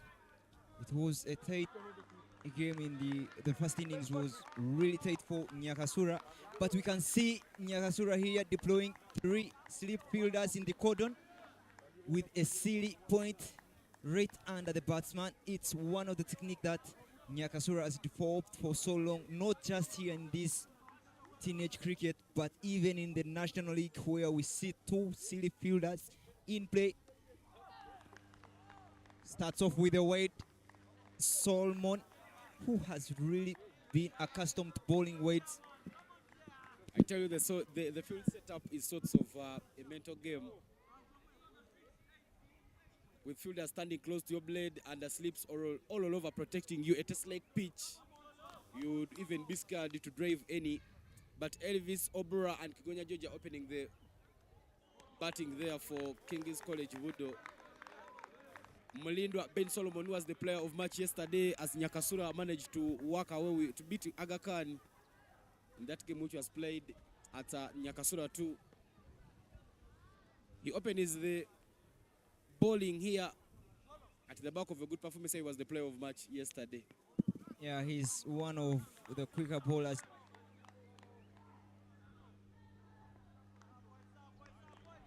Think tight lanes, not giving easy things to the batters, especially with the way how and the length that he bowls to. He doesn't really give out freebies despite the weights that he tends to bowl, but he's one of the decent bowlers in the side for Nyakasura. Has really done a brilliant job for his team, opening up the new ball.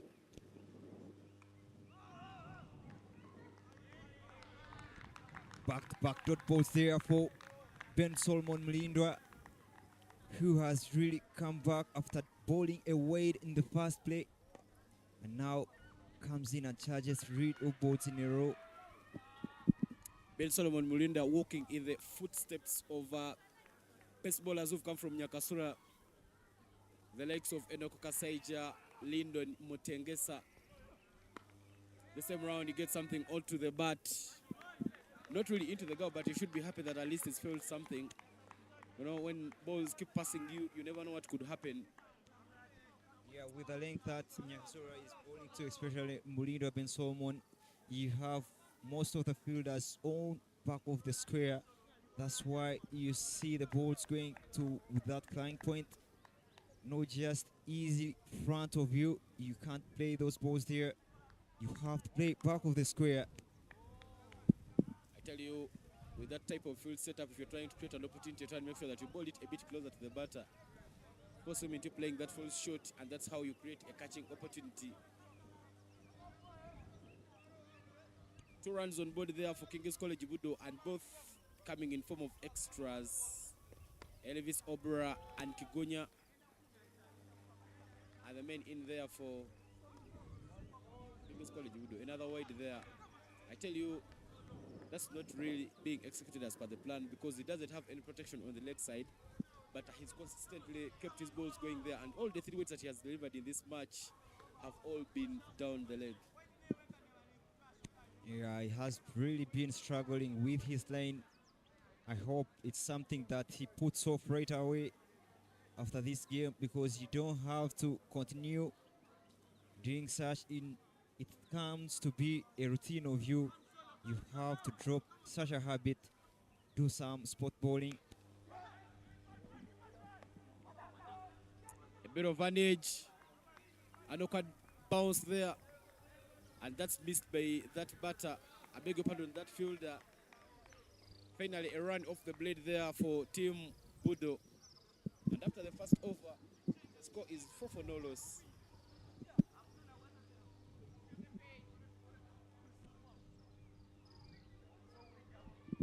This tournament probably sponsored by Harris International, the makers of Skyview, which comes in so many different flavors. Skyview Citrus, Skyview Fruity, Skyview Orange, and Skyview Apple. We made sure that the boys who are here in Fort Portal City are enjoying some of those flavors. But they also make Crystal Natural Mineral Water. The other sponsors of this tournament, BUDO Uganda Limited, we've made sure that there is a scoreboard at every ground to make sure that the younger athletes can follow their scores every time they are playing. Uganda Cricket Association also putting some resources together and making sure that everything moves smooth for the 7 days up and running here in Fort Portal City. Nyakasura, a bit cold, but Nyakasura School being our primary host in this tournament. Another wide there to start off the second over. Nyakasura giving some bit of generosity here at their main ground.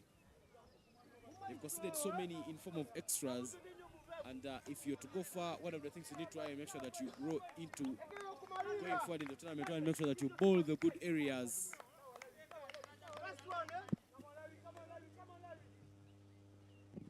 Larry Etag there steaming in for Nyakasura. Sorry, the defensive block shot there from Obora Elvis. Typical one-day international test match shot.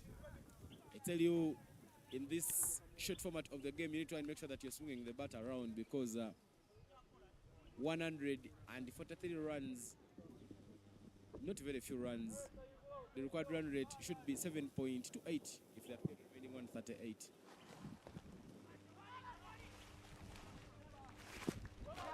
Much better length there from Itagi. Bowling with two fielders, controlling the boundary. That is the third man, and Fenlake having two fielders in the cordon. Flying gully, point backward. Those are the only fielders that are straight in front of the batter.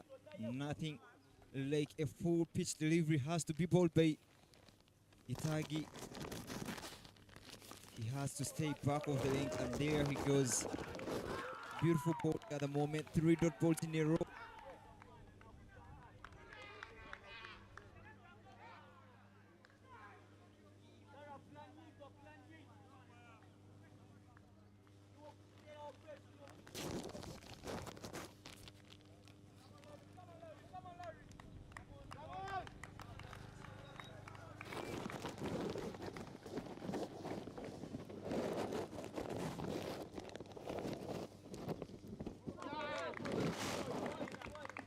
Should be the next there from Larry. This has greatly improved the cricket here in the Nyakasura school. The fact that there are two clubs. I remember when the Nyakasura Cricket Club was first invented, they used to call themselves the Karago Cricket Club. Went on advanced to Nyakasura Cricket Club, and this year they still made the change to Abojo. But two sides already featuring in the domestic leagues here in Uganda to make sure that the school's team surfaces in Div 2 as Entale, whereas the big boys play as Abojo. They've caused some upsets in Division 1, and I think that thing has greatly improved the game here. But I give credit to people like Mr. Piggy. Remember back down in the years, used to be the patron for the game here down in Nyakasura, making sure that the athletes go for those national events. But Thawithomura Ivan, the former Baby Cricket Cranes coach, has done a lot of good work, of course, making sure that he coaches many of these young athletes. David Akiki Mukonyezi, committing most of his life to be here in Fort Portal, graduated in his engineering, but not really making a lot of work in that field, but just making sure that he sees the game grow here in Fort Portal City. But after 2 overs, the score is 5 for no loss.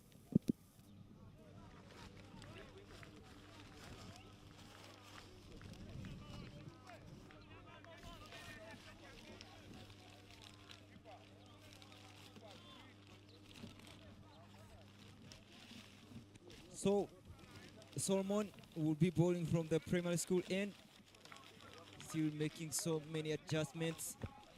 Every fielder is playing square, only the mid-wicket fielder and the silly point in front of the batsman. The batter who hasn't gotten off the mark is on strike, and that is Kigonya, already facing one ball. One to the pads. He will not get off the mark, but he will pick that by a run. That will pull the total to 6. 137 runs to get from as many as 17.5 overs. If King's College would pick up their first victory. They have another uphill task taking on Aga Khan in that Central Region derby. Tries to cut it away, but that good lane and length doesn't really make any contact there. That's a much better delivery compared to the previous one, knowing that most of the fielders are on the offside. We saw him bowling on the body where he doesn't have any protection on the onside. Now he adjusts to a much tighter length. But they are not really ready to face that delivery. He makes a wiser decision to go off the strike, rather off the wicket, because you can make an error there when you lose concentration. He really does a very good thing to go off his guard. Ben Solomon already has bowled 2 balls.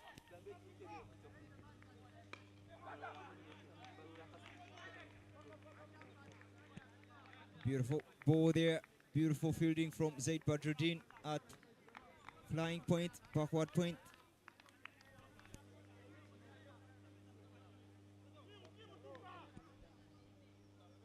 Stop the batter there from going.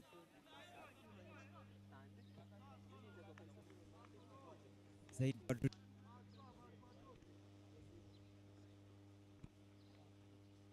Really much better there, much better. Bowling to your field, asking the batter to drive from the up if he's to drive or to cut and pull. Nothing like a full pitch delivery. And the plan is seeming to work for Nyakasura at the moment. Dry the runs, create pressure.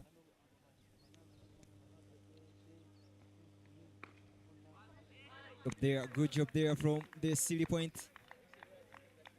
Really good job to stop the ball from going past him. One thing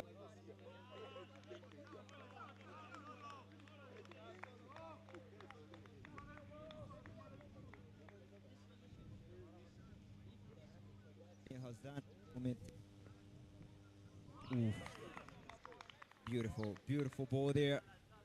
Really beautiful from Mulindwa Ben Solomon. But with that dot brings up the end of over number 3, and the score is 6 for none.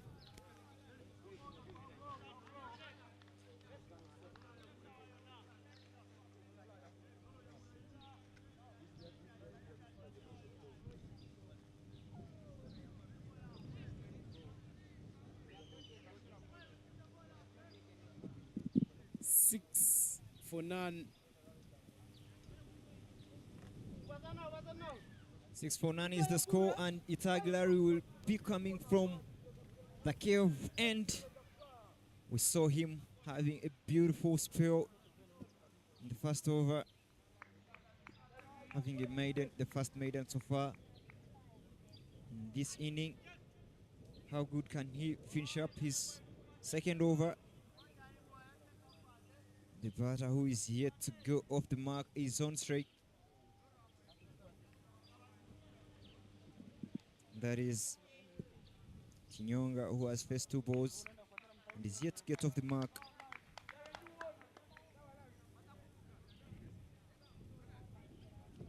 Wow, beautiful delivery there, trying to drive from the up, not really committing his weight into the shot. He's trying to throw the hands towards the ball. Dot ball start with from Itagilari, who a brother to Mutengensa Lyndon, who happens to be a player of the Uganda emerging side.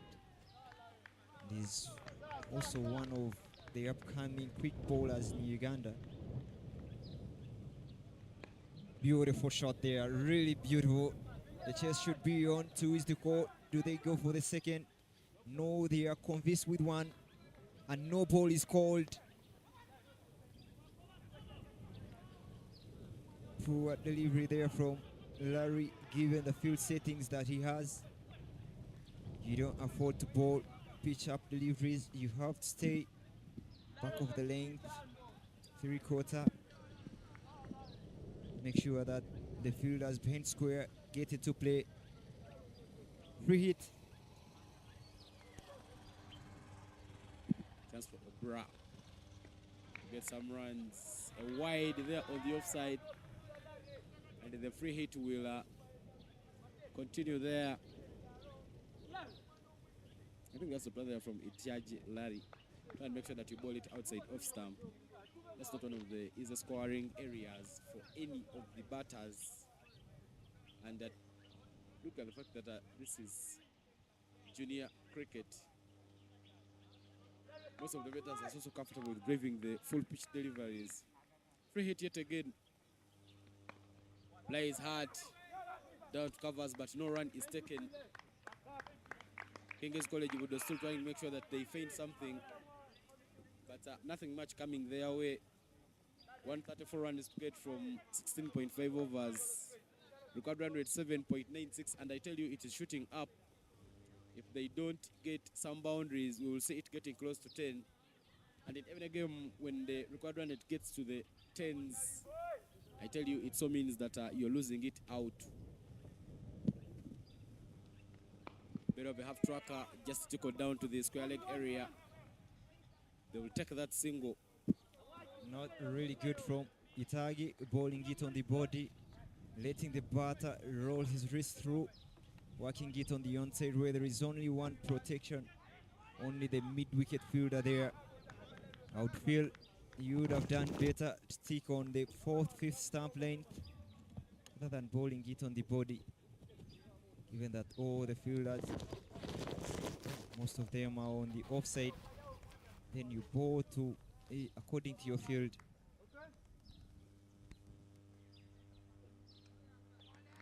Ooh, what a take that is. What a delivery there.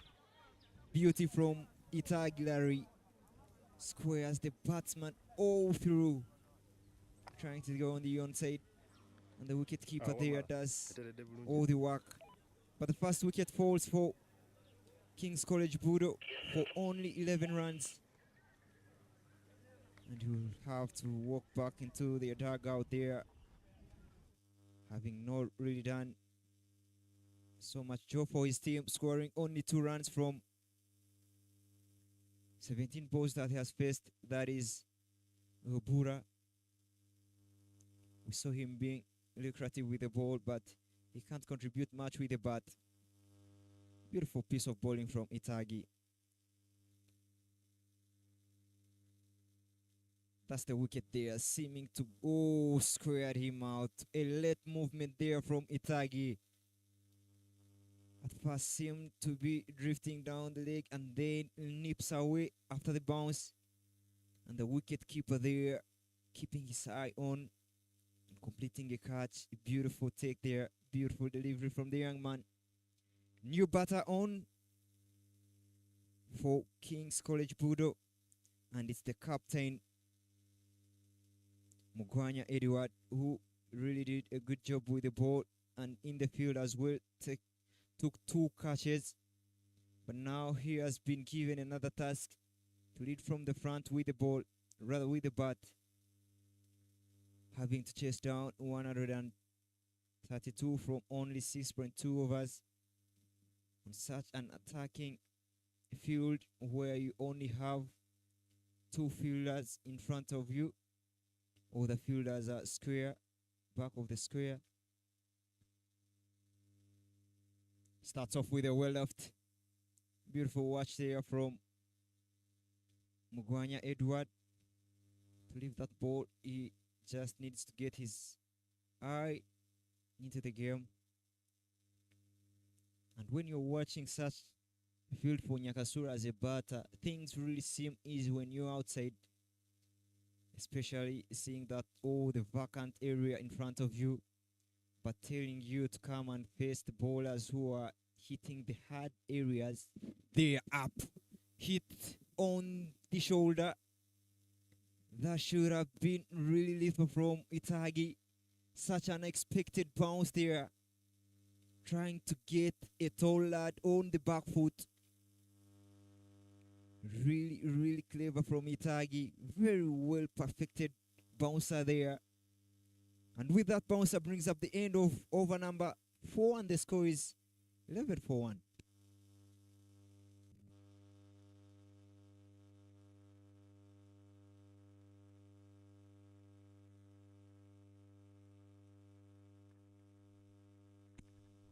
Ben Solomon will have to get a rest, and they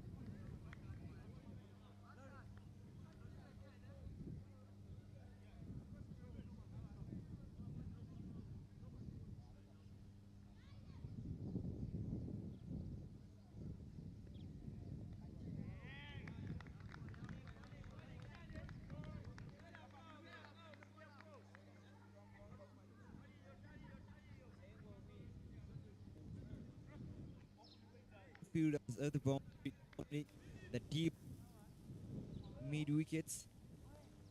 And now the deep extra cover has been also called inside the 30-yard circle. Oh, clean ball them. Clean ball. That's what he does when he gets the ball. Can see the celebrations there. It's really a good bowler who hits the stump to stump length line there and picks up a very much needed wicket at the moment to put BUDO 11 runs for 2. Kenya Steven gets the wicket. Look at the replay there. Beautiful length there. But trying to go on the back foot, create room to play on the offside, but doesn't really get the much room that he wanted. And Aliganyila Steven gets and halves the last laugh. 11-2 is the score.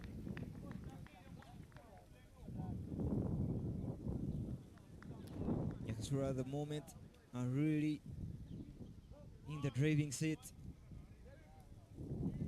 trying to send every blow that needs be to King's College BUDO. New batter for BUDO has come on, and that is the right-handed batsman who is taking his guard. Kenya Steven has already picked one from one ball that he has bowled, having a slip in play, a silly point, flying Gary point, extra covers. No covers, I might say, because that position is shielded by the silly fielder. A soft touch there from the newly established batter.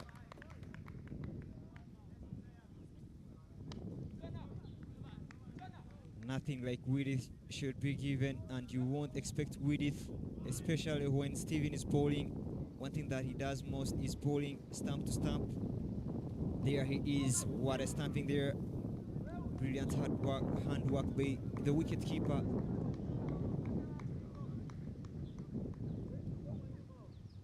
The new batter Mugisha has not gotten off the mark yet. Still doing some little bit of field changes. Oh, that should be one. Silly point doesn't stop the ball, and they will get one. Off the mark he goes, Mugisha. Now that brings in the captain on strike, taking his guard. The question is at the moment, what needs to be done by King's College BUDO? They need a partnership. Do they need to go after the ball? What really has to be done is try to rotate the strike, contain the pressure, not lose any other wicket at the moment. Try building the partnership. Oh, that kept down. The captain trying to go on the back foot to access their off field there, but doesn't get any bat on it. With that dot ball brings up the end of number 5, and the score is 12 for 2. 12 for 2, a very bad position to be in at this time. Very, very well behind in terms of the DRS. They need to try and make sure that maybe they have gotten themselves close to about 40 runs if they are to put a chase and to put up a show in this one. But the other games that are happening, Masaka Secondary School is taking on Ntare School. Masaka bowled out for 75. Ntare is 56 for 6. Usakole Jimwiri taking on Masindi Secondary School. Usakole Jimwiri scoring another over 200 runs total. They've amassed 233 for 6 in 20 overs. Masindi is 5 for 1. Right at Nyakasura 2, St. John Secondary School is taking on St. Joseph's College Laibi. St. John Secondary School posted 129 for 6, and the chase is on. Laibi is 30 for 2. Gulu High School taking on Ginger SS School, being bowled out for 85 runs. The chase is on, and Ginger SS is 59 for 2 runs. Sorry, 59 for 2 wickets. This tournament is proudly sponsored by Harris International. Under their brand, the Skyview. See the beautiful sights and sceneries there for that Skyview. Cricket Uganda and Batbo Uganda Limited all putting together resources to try and make sure that the boys come here in Fort Portal City and enjoy their time. Spinner there, still asking questions. Mugwanya Edward trying to show Rothomio that he will try and take him on if he continues bowling those floaters. But 13 for 2 after 5.3 overs.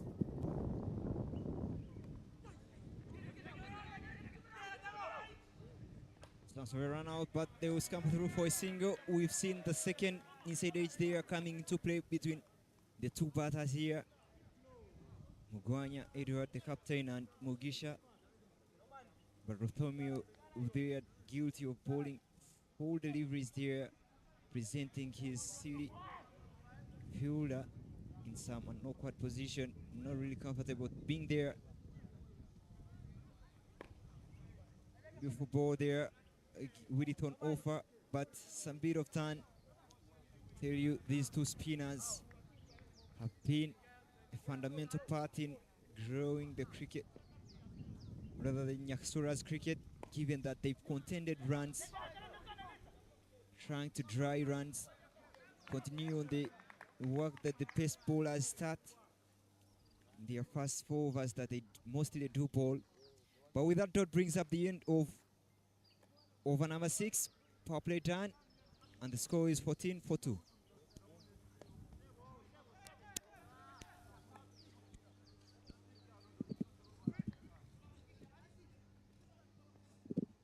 $129 runs to get from as many as 14 overs. Somehow, Nyakasura Cricket Club is trying to make sure that they do the simple things with a lot of ease, trying to make sure that they don't allow King's College BUDO to get going. BUDO will be back in the afternoon at this one ground taking on Aga Khan. So make sure that you subscribe to the UCA YouTube channel, turn on notifications. Go to the comments and tell us your prediction on who will be winning this year's Nationals. Another spinner there into the attack. Very, very quick there. That is Steven for you in your frame. The guy who was the best bowler in the Boys Schools Week tournament in Ginger last year. Now he sees the ball. Top edge in play, and the wicket keeper finishes the catch. Beautiful take from the wicket keeper. And the captain will have to depart. 2 wickets for Steven, the guy who picks wickets whenever he's on the call.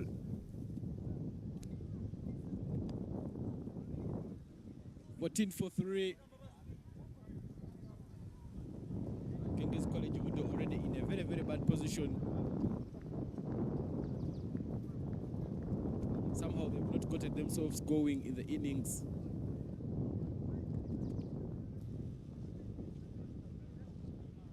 That is the wicket for you. Oh, tries to go on the back foot on the ball that is really full. That's not the wicket that we require, but it's the setup that led to the wicket. Trying to push him on the back foot, straight delivery there. And then the next ball that picked his wicket, tentatively an inch backwards, and trying to go for a big cut shot, ending up edging the ball. New batsman for King's College BUDO, Edmar Xavier, who did a pretty job with the ball. Now comes in at number 5 for King's College BUDO. Stephen already has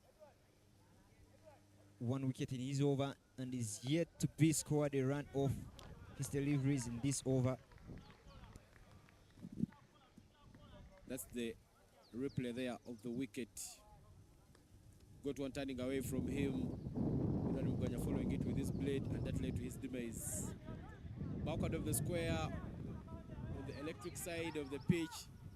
They run very quickly and pick up 2 runs. Shouts of how is it, but the umpire says he is convinced that dive was well executed, but I tell you, that was very, very close.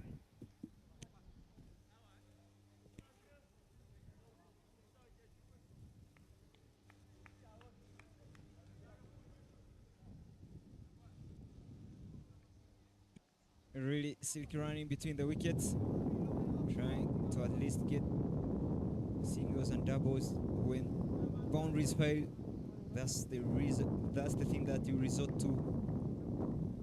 Nyakasura Stephen there, making sure that his team is still in the driving seat, not giving out easy balls or easy deliveries to be put off to the boundaries.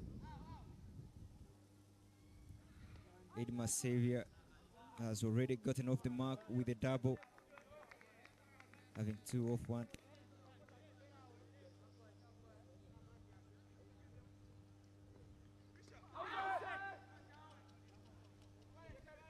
Beautiful delivery there, really beautiful from Stephen Alganyira, left arm orthodox, getting some big turn there. You can see that's the reason as why the slip, the captain, is in play. Captain for Nyakasura, who also happens to captain a watch rather entirely.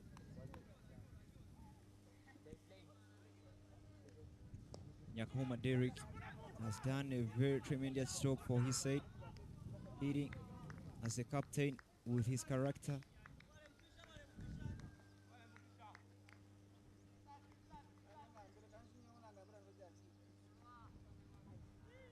Trying to get him on the front foot, again gripping the ball so hard, getting those revs, getting the ball turn. Beautiful from Stephen. Flatted delivery there, chance of a catch, and it's taken. This time down, deceives his man. Fall. That is a very, very false shot there from Edmar Xavier, who makes it 4-4 BUDO, and the score is 16 for the loss of 4 wickets. Stephen is the one that has the last lap there. The replay there, this time round, flighted up in the air, trying to launch forward for a ball drive, throwing his arms towards the ball, not really reaching on top of the bounce, and gives it an easy catch. 4 wickets, 16 after 7.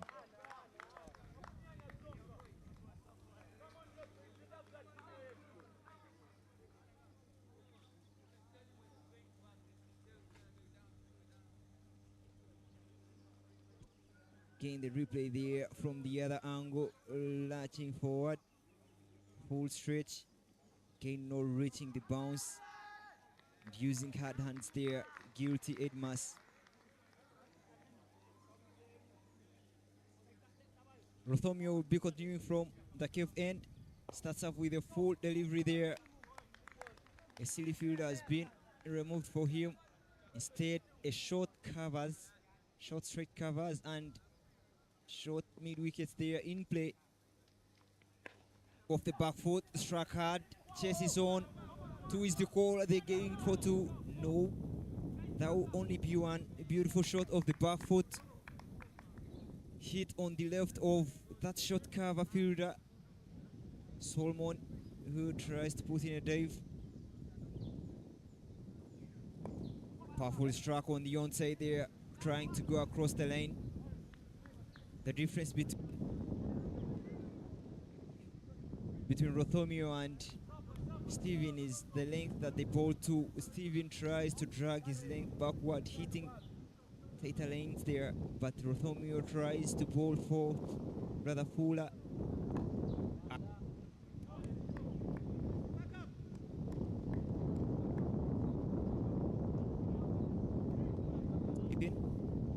Stop that.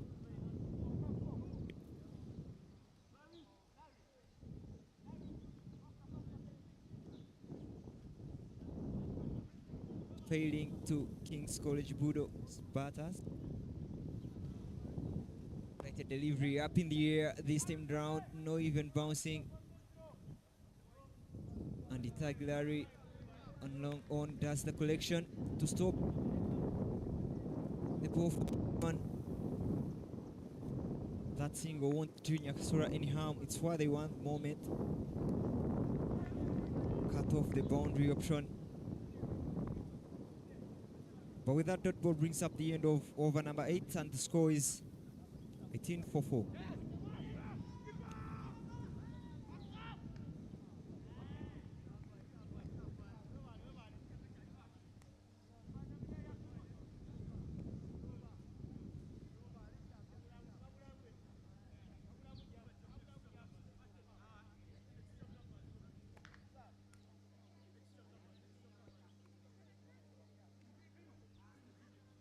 And now he'll be replaced by Mateo Daniel, left arm spinner. Bowling from the primary school end. Still asleep in play. Up in the air. Oh, chance of a run out. Oh, how is that? Is the call, and out is given. Brilliant piece of fielding there. Beautiful throw from Steven. Sharp throw the wicket keeper, and the wicket keeper finishes the job. Can see the celebrations there. Nyakasura picked the 5th wicket. Can clearly see that things are turning out to be in Nyakasura's favor at the moment, having scored 143 runs. And now King's College BUDO has come, but look at the replay there. Back foot punch, I would say no really on the ground. Pick up the first point, and beautiful throw. Up goes the finger. He clearly saw that that was a run out after throwing, and the celebrations were all over. Already Steven involved in 4 wickets. Daniel is the bowler that has bowled only 1 ball so far in his over and picking up a wicket. That won't be his wicket, to be precise. It's a team wicket, but the involvement is his. New batter comes and takes his guard. 5 more balls left for Daniel. Oh, beautiful delivery there. Pushed. No much turn from Daniel. Trying to bowl through his overs. Oh, that should go. Oh, beautiful piece of fielding there from Derek to stop, rather to limit his team from conceding 2 more runs, and the bye is signaled by the umpire there.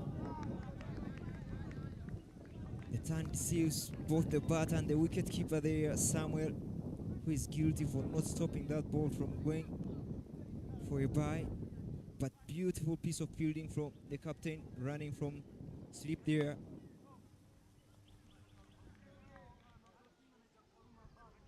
He managed his to both the dot balls, and with the dot balls, pressure mounts on the opponent. Short delivery there, not the perfect delivery you would say from a left, rather an off spinner. Daniel there guilty, but good enough, he wasn't put off for that loose delivery.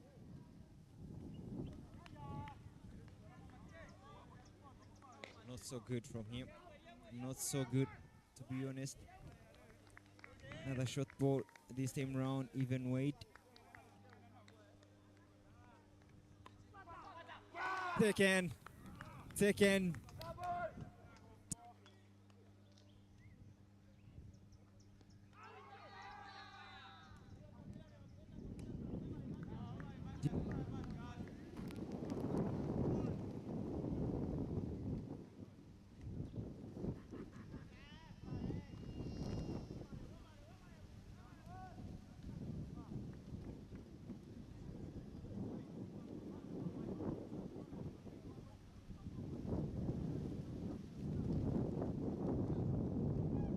Fishing the ball, the sleeve fielder there, beautiful catch taken by Derek, and with that wicket brings up wicket number 6, 21 for 21 after 9 overs, 122 runs needed from 11 overs.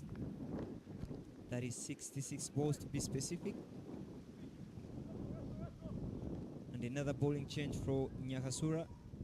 Zaid Badruddin, the right-handed leg spinner. Sorry, you will not bowl this time around. Sorry, mate. You have a chance next time. Rothomio with your third from the plantation end of the end.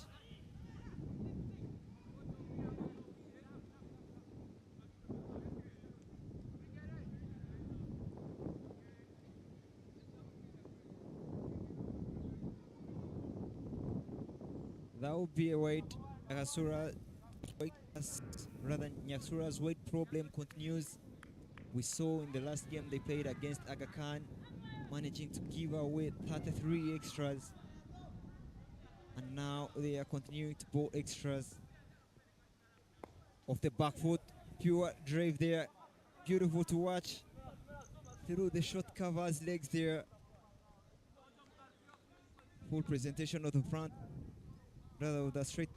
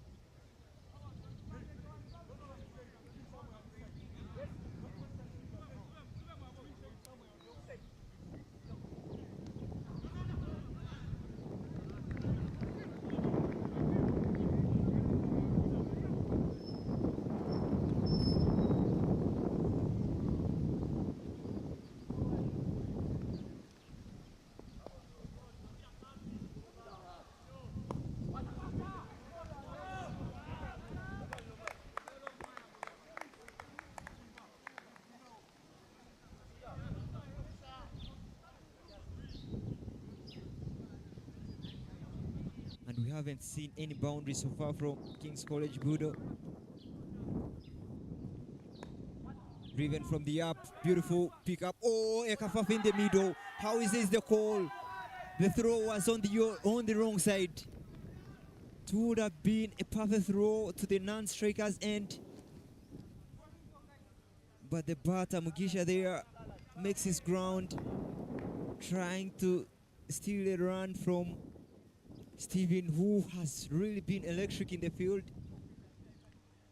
Saw him getting involved in the previous run out, and now they are going again, tempting him for the same results. A wild swing there, trying to really give it everything that he has. Seeing some width on the offer, but doesn't get any bat on it. Now Nyakasura opting for a defensive field, four boundary raiders, sorry. Post up by a point fielder there, Jonathan, who puts in some beautiful diving to restrict BUDO for only one run there.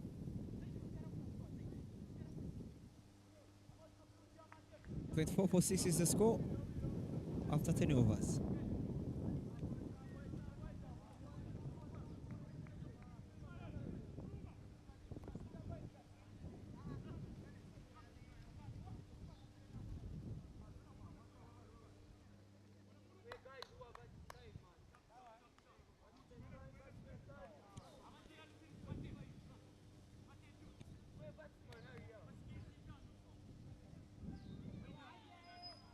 Matediano picking up his first wicket in this morning game.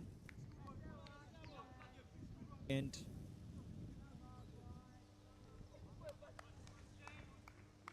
King's College BUDO at the moment need 119. Oh, beautiful piece of fielding from someone there at short covers, denying Mugisha a chance of rotating strike or getting off the strike. Much better delivery there, dragging his length backwards, pay a portion, and getting it turned into the right-hander. Mate Daniel is doing a good job.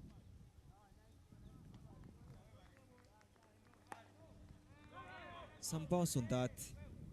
Not really comfortable driving that length there because the ball doesn't really get out of the middle of the bat.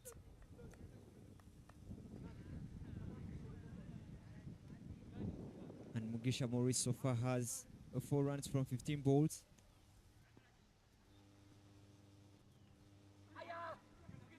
Another bye there from the wicket keeper. We have seen the first bye given by the wicket keeper. Something has to be asked. Something to worry about the byes. As a wicket keeper, do you have to move your legs? Do you have to stay down? Those are the corrections that he has to work on.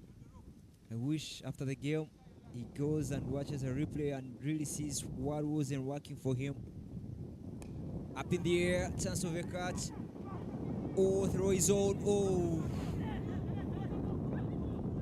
that would have been another run out there. We'll see poor communication between the batters there, Mugisha and Branson, trying to pick up some risky options here, risky runs.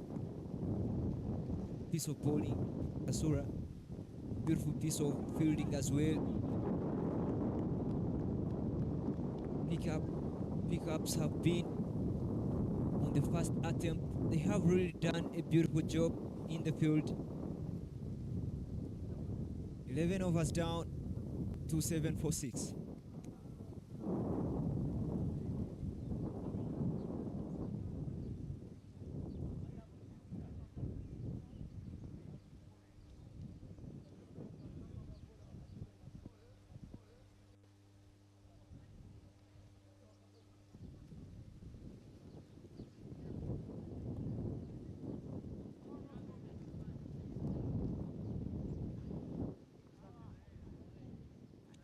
Rothomio will bowl his last over and will continue from the staff quarter end,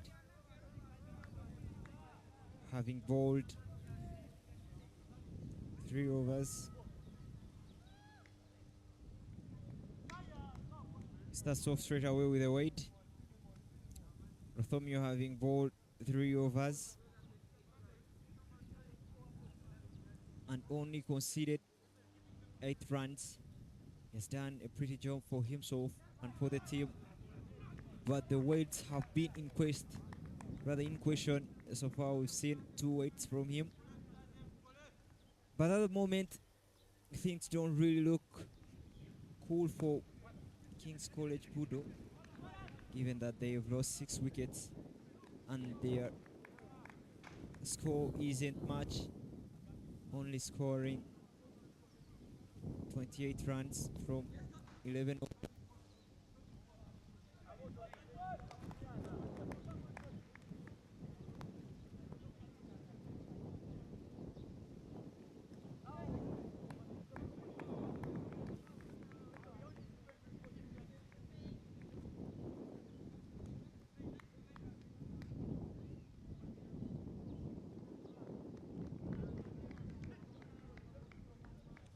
Headlines there. Flighted a little chance of a catch and it's taken. Beautiful return, rather catch there. Two batters have scampered for such deliveries, rather have succumbed to such deliveries, trying to hit balls over the bowler's head, but don't really get the elevation to do so. And now another wicket falls, another batter bite the dust. Branson Amanya, who has only faced 5 deliveries and scoring 3 runs. Nyakasura here really in a tight, rather in a beautiful spot, driving seat. Everything seems to be going in their way.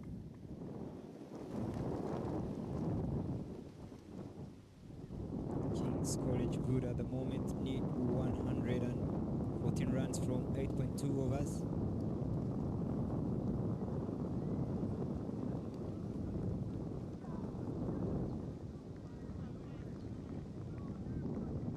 That's the wicket there, trying to drive.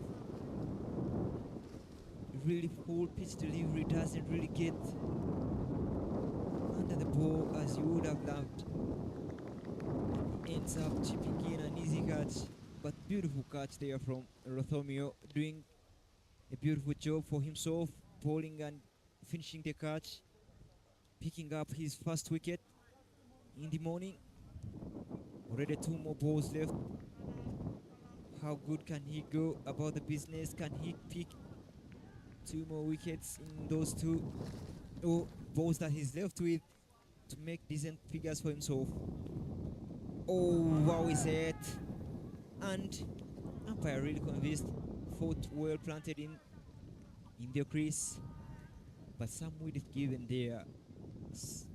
And the batter, Ahurira, thinks that he can put away that delivery, trying to go for a big swing, but doesn't get back on it. Rothomio only has 1 more last ball. Up in the air and it's taken. So easy catch there for Ben Solomon at short covers.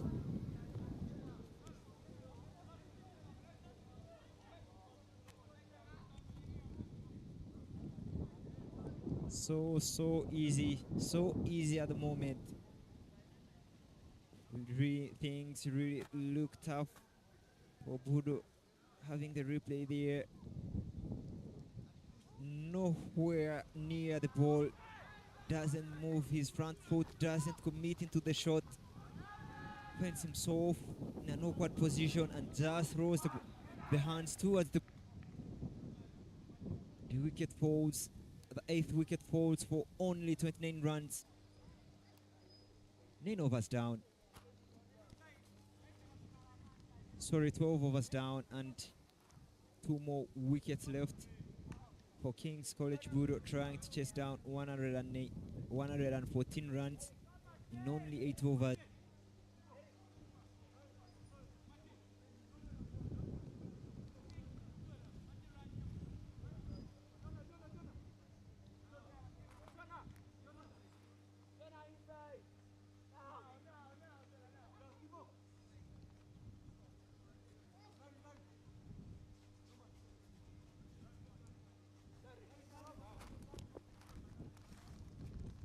Mate Daniel will continue from the primary school end, bowling to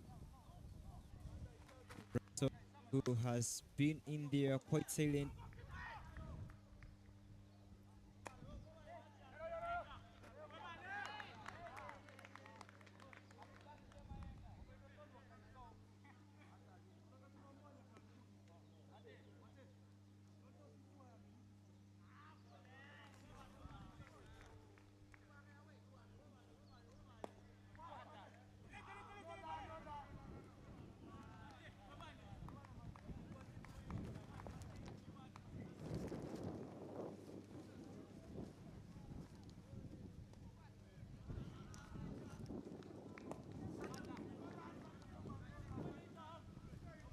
Long barrier employed there by Itag. 30 runs for 8 is the score for King's College BUDO. Nyakasura winning the toss and opting to bat, posting 142 runs. Has really been good for them, given that they are only 2 wickets shy from picking their third win of the tournament.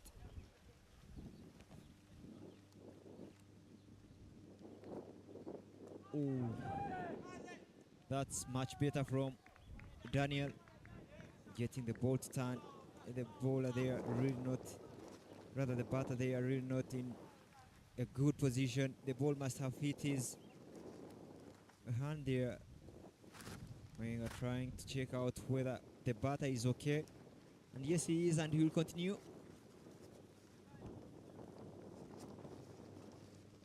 That's a wide delivery there. Which ball is that from Daniel? We've seen 2 balls like that. Does he bowl the wrong one, given that he's turning away from the right-hander? Oh, big turn there from Mate. But with that, dot ball brings up the end of over number 13. 31 for 8 is the score.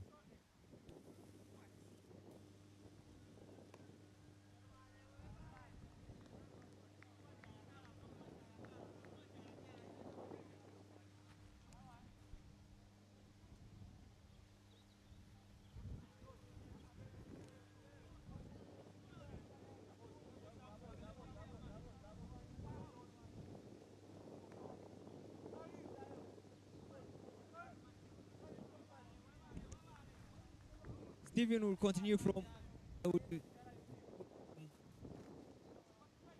and having bowled 2 overs and taking 3 wickets, only conceding 3 runs. Apish tries to go for a wild swing there. Doesn't get a bat on it, so economical for Stephen.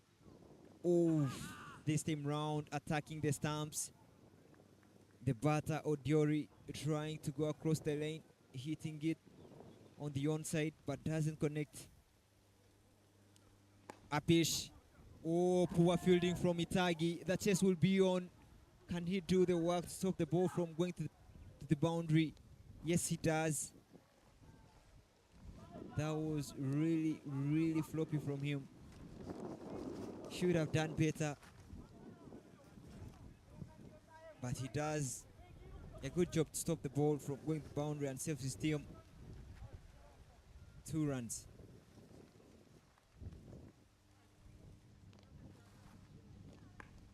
There from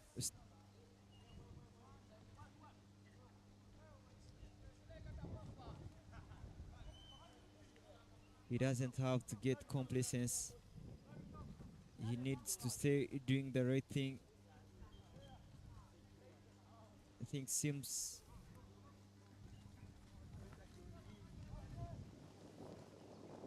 that's really much better from Steven. That's what he does best, and he should continue to do job.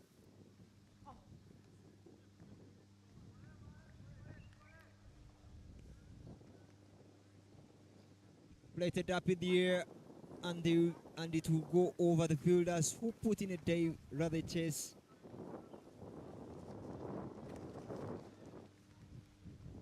And good rotational strike there.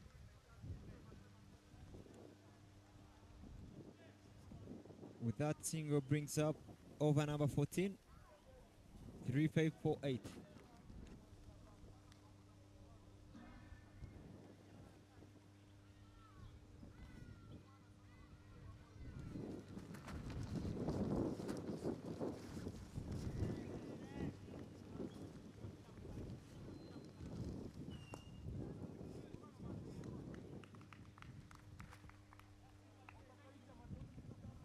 Mate Daniel starts with the dot ball, continuing from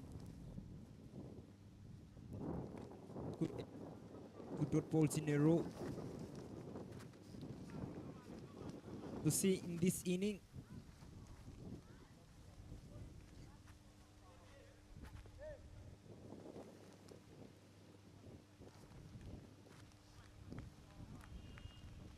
$55 dot balls to be specific have been bowled. It shows you how good the bowlers have been. Nyakasura, Apish, turn on it. But that would be another dot ball. So many dot balls, so many dot.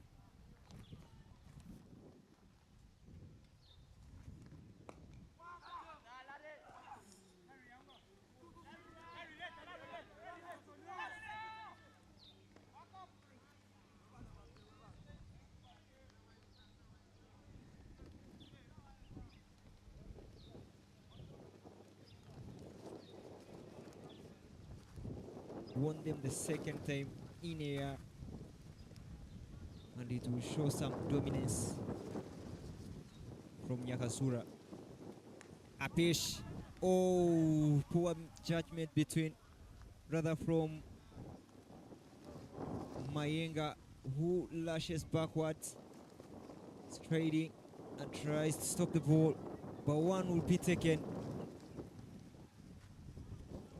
15 overs gone and 35 the score.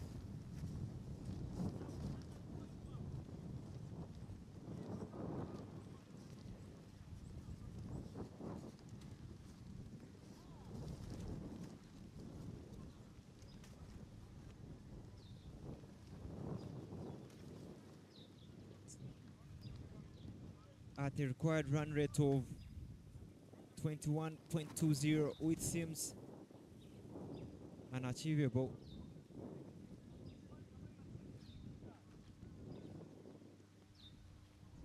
Ooh, beautiful bowling there.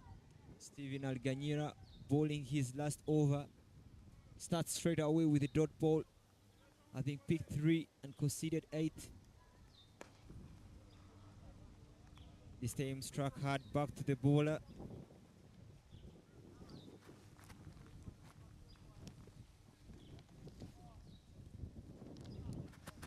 Tight bowling there, really tight for Alganyira.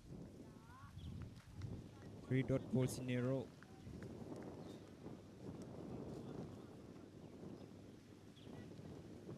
Oh, dragged him forward, pulling him into a false shot. Much better length there from Nira. Trying to lure Branson into a false shot there, but doesn't really connect, beaten for turn.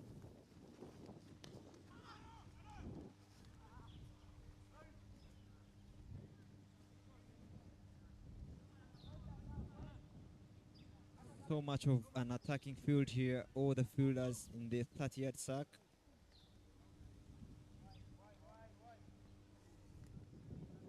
And another dot ball over from Alganyira, who has really had a beautiful spoil, bowling 4 overs and picking 3 wickets and only conceding 8 runs at an economy of 2. What a spell he has had. Very well done there from Alganyira. 16 overs down. That's 7 for 8. With only 4 overs left, Said Badruddin will be tasked to bowl from the primary school end. The only leg spinner in the Nyakasura side.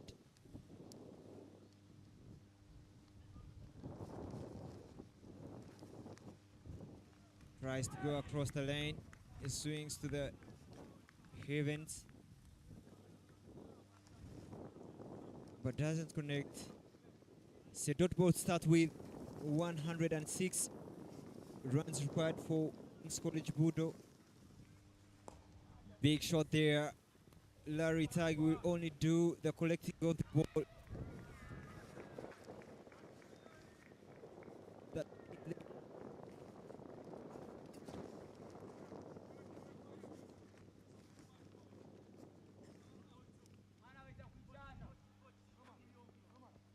First step.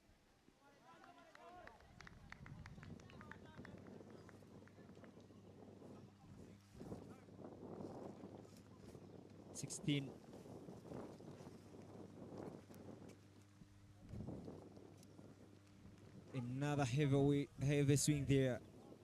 Really, really well swing.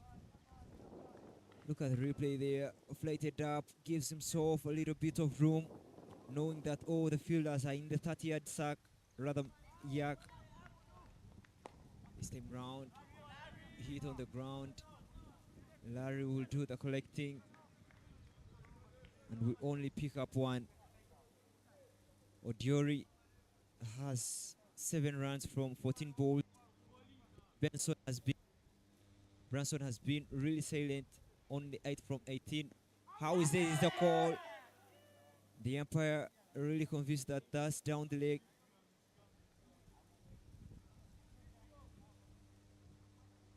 Must have hit him badly there. You can see him straining.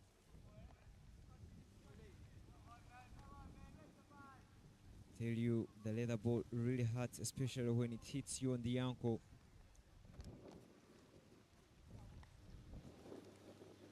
We've seen so many injuries, even so Rishabh Pant getting that toe injury, trying to go for a reverse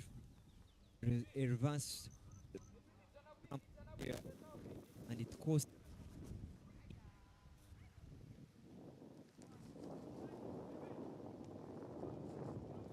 And now it appears to be the same scenario that Branson is in at the moment, but he's being attended to. Hopefully he's doing okay and he can continue to bat.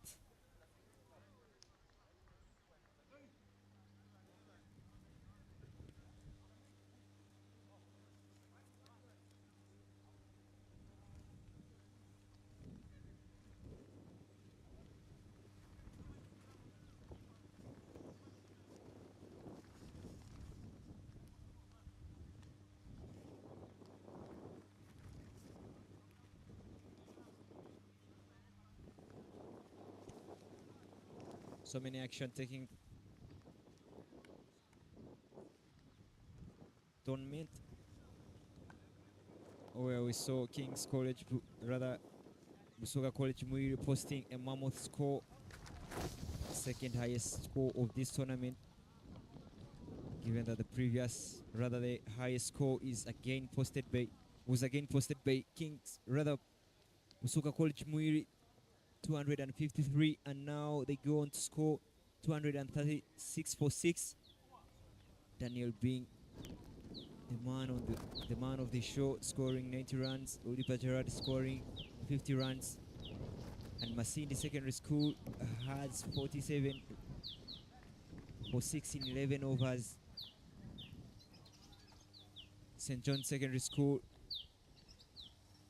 also is in action, playing St. John's College Laibi in the Nyakasura ground 2, almost close to where we're having this action between Nyakasura and King's College BUDO. Laibi scored 129. Brother St. John's School scored 129 for 6, and the chase is on, 47 for 5. That is Laibi. Gulu High School Ginger Senior Secondary School also is in action. 8-5 all out. 8-5 all out was Gulu High School, and Ginger Senior Secondary School managed to chase it down for only 2 wickets. Coming back here to the action, King's College BUDO has 43 from 7 with 8 wickets.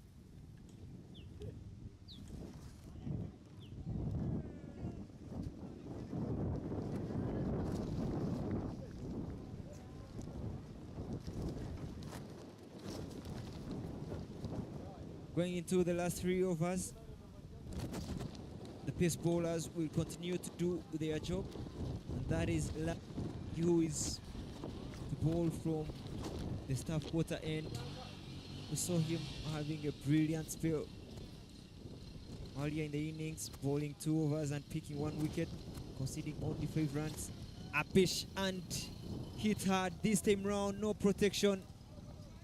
The ball doesn't have enough legs to roll to the boundary, but will get so many runs. Only 2 they will get.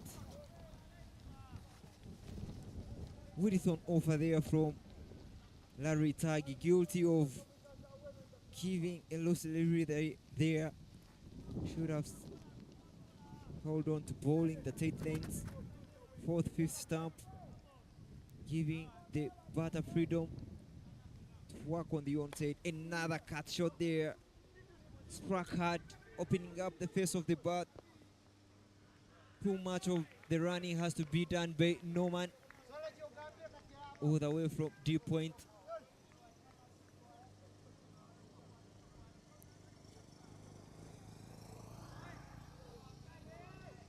Ready.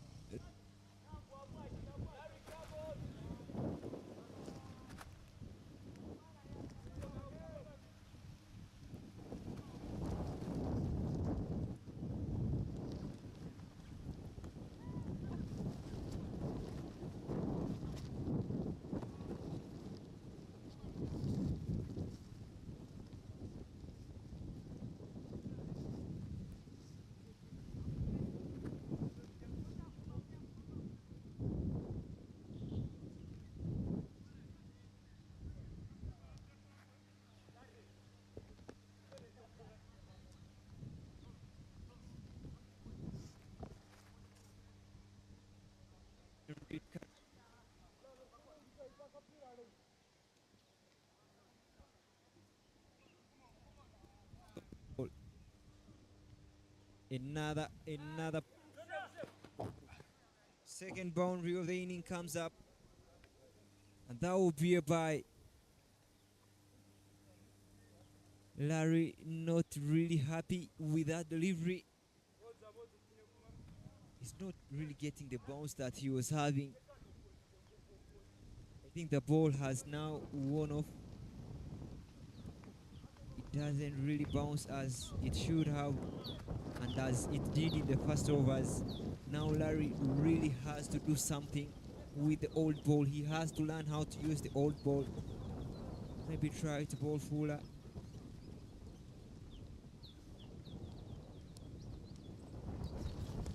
Another half track there, not enough bounce. A chase is on. Norman is trying to use the full straights and will stop the ball for only 2 runs. Not so good from Larry. I think he has to accept the fact that the ball has become old and is not really bouncing. He has to acknowledge that. Even the Duke balls in test do wear off. What about these balls?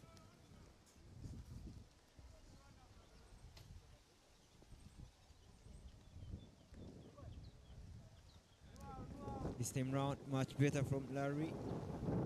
Again, sticking to his plan, hitting the back of the length. A dot ball to end the over. 18 overs gone. 53 for 8.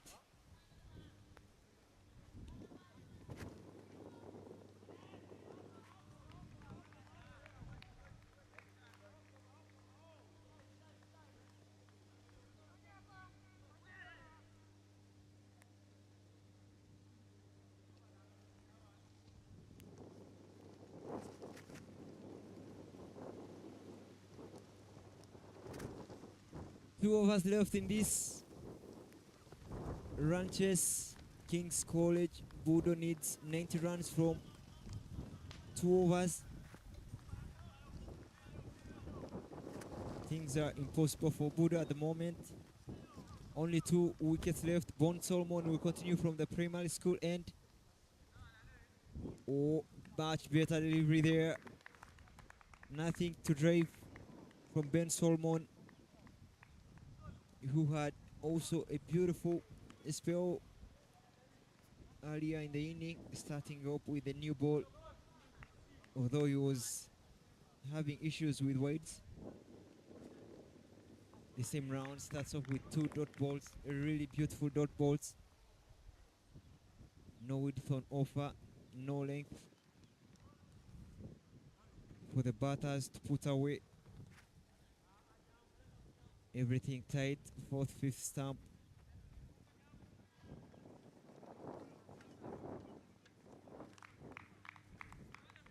Really good 3 dot balls. I would love to see Nyakasura bowling out King's College BUDO all out if they had to get a better run rate. Get these last 2 wickets. Oh, this time round, nipping back into the right-hander. You could see Odiori trying to create room, but no room given by Ben Solomon. Odiori has 7 runs from 8 balls. Has really fought for his wicket, doesn't really give out his wicket that easily. So has been Branson, who has faced 26 balls and only scoring 15 runs. But things haven't really been easy for King's College BUDO batters, especially looking at the way how the top orders went about the business, losing early wickets. Now these last batters have to do the last fight. Maiden for Ben Solomon in the penultimate over. Only 53 runs from 6 balls, 2 wickets in hand, 90 runs required from 1 over.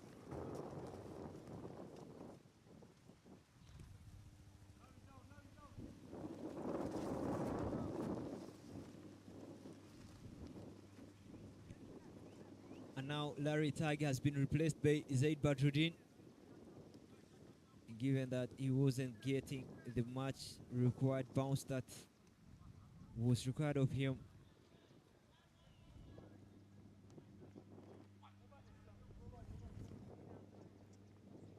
With the batter bowling it straight stump to stump, and the batter Branson trying to get himself room.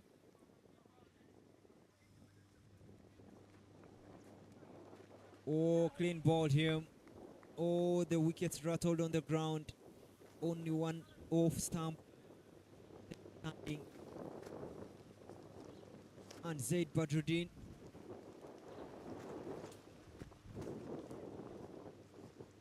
Only 1 wicket left for King's College BUDO, but the resilient Branson departs for only 25 runs, rather 15 runs, having faced a mammoth.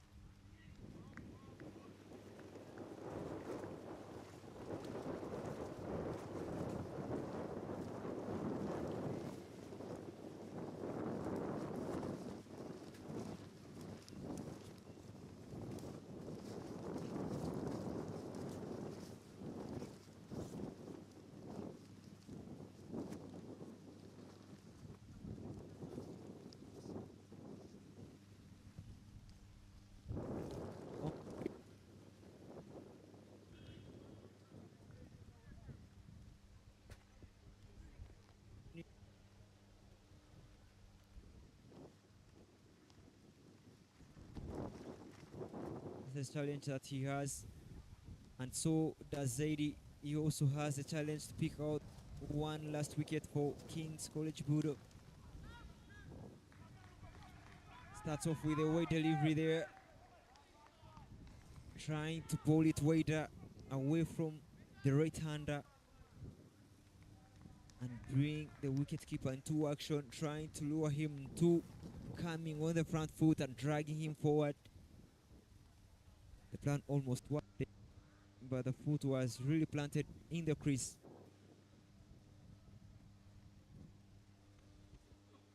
Apish off the mark straight away, the new Bagonza. 2 more balls left. Odiori has 7 from 20. Only 2 balls left. It will be better for him to get at least a boundary to his total. But it's much, much better to hold his wicket. Play for the team. The team requires him now to keep his wicket, not to lose the wicket or not score runs. Apish, and it will safely land. It will safely land to the fielder long on. And with that dot, without single, brings up the end of the inning. 55 for 9 is the score for King's College BUDO. Bagonza there really fights for his wicket. Doesn't give out the wicket, so is Odari.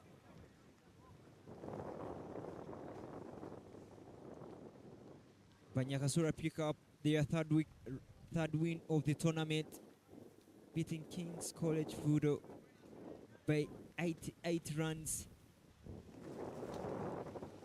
So convincing win for Nyakasura.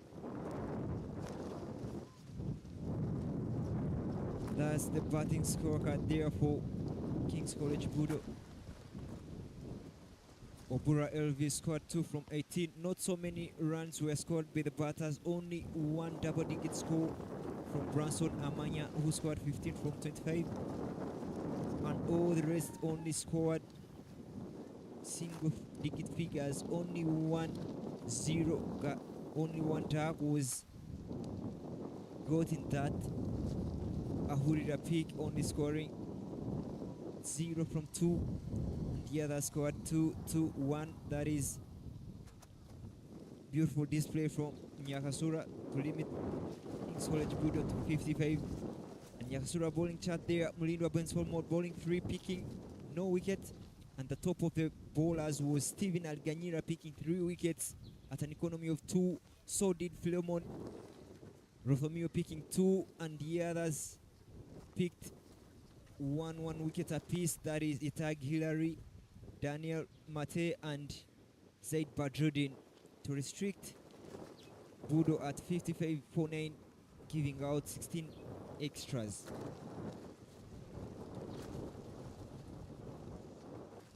Coming up is the match summary for you there. Started off very well with 26 runs.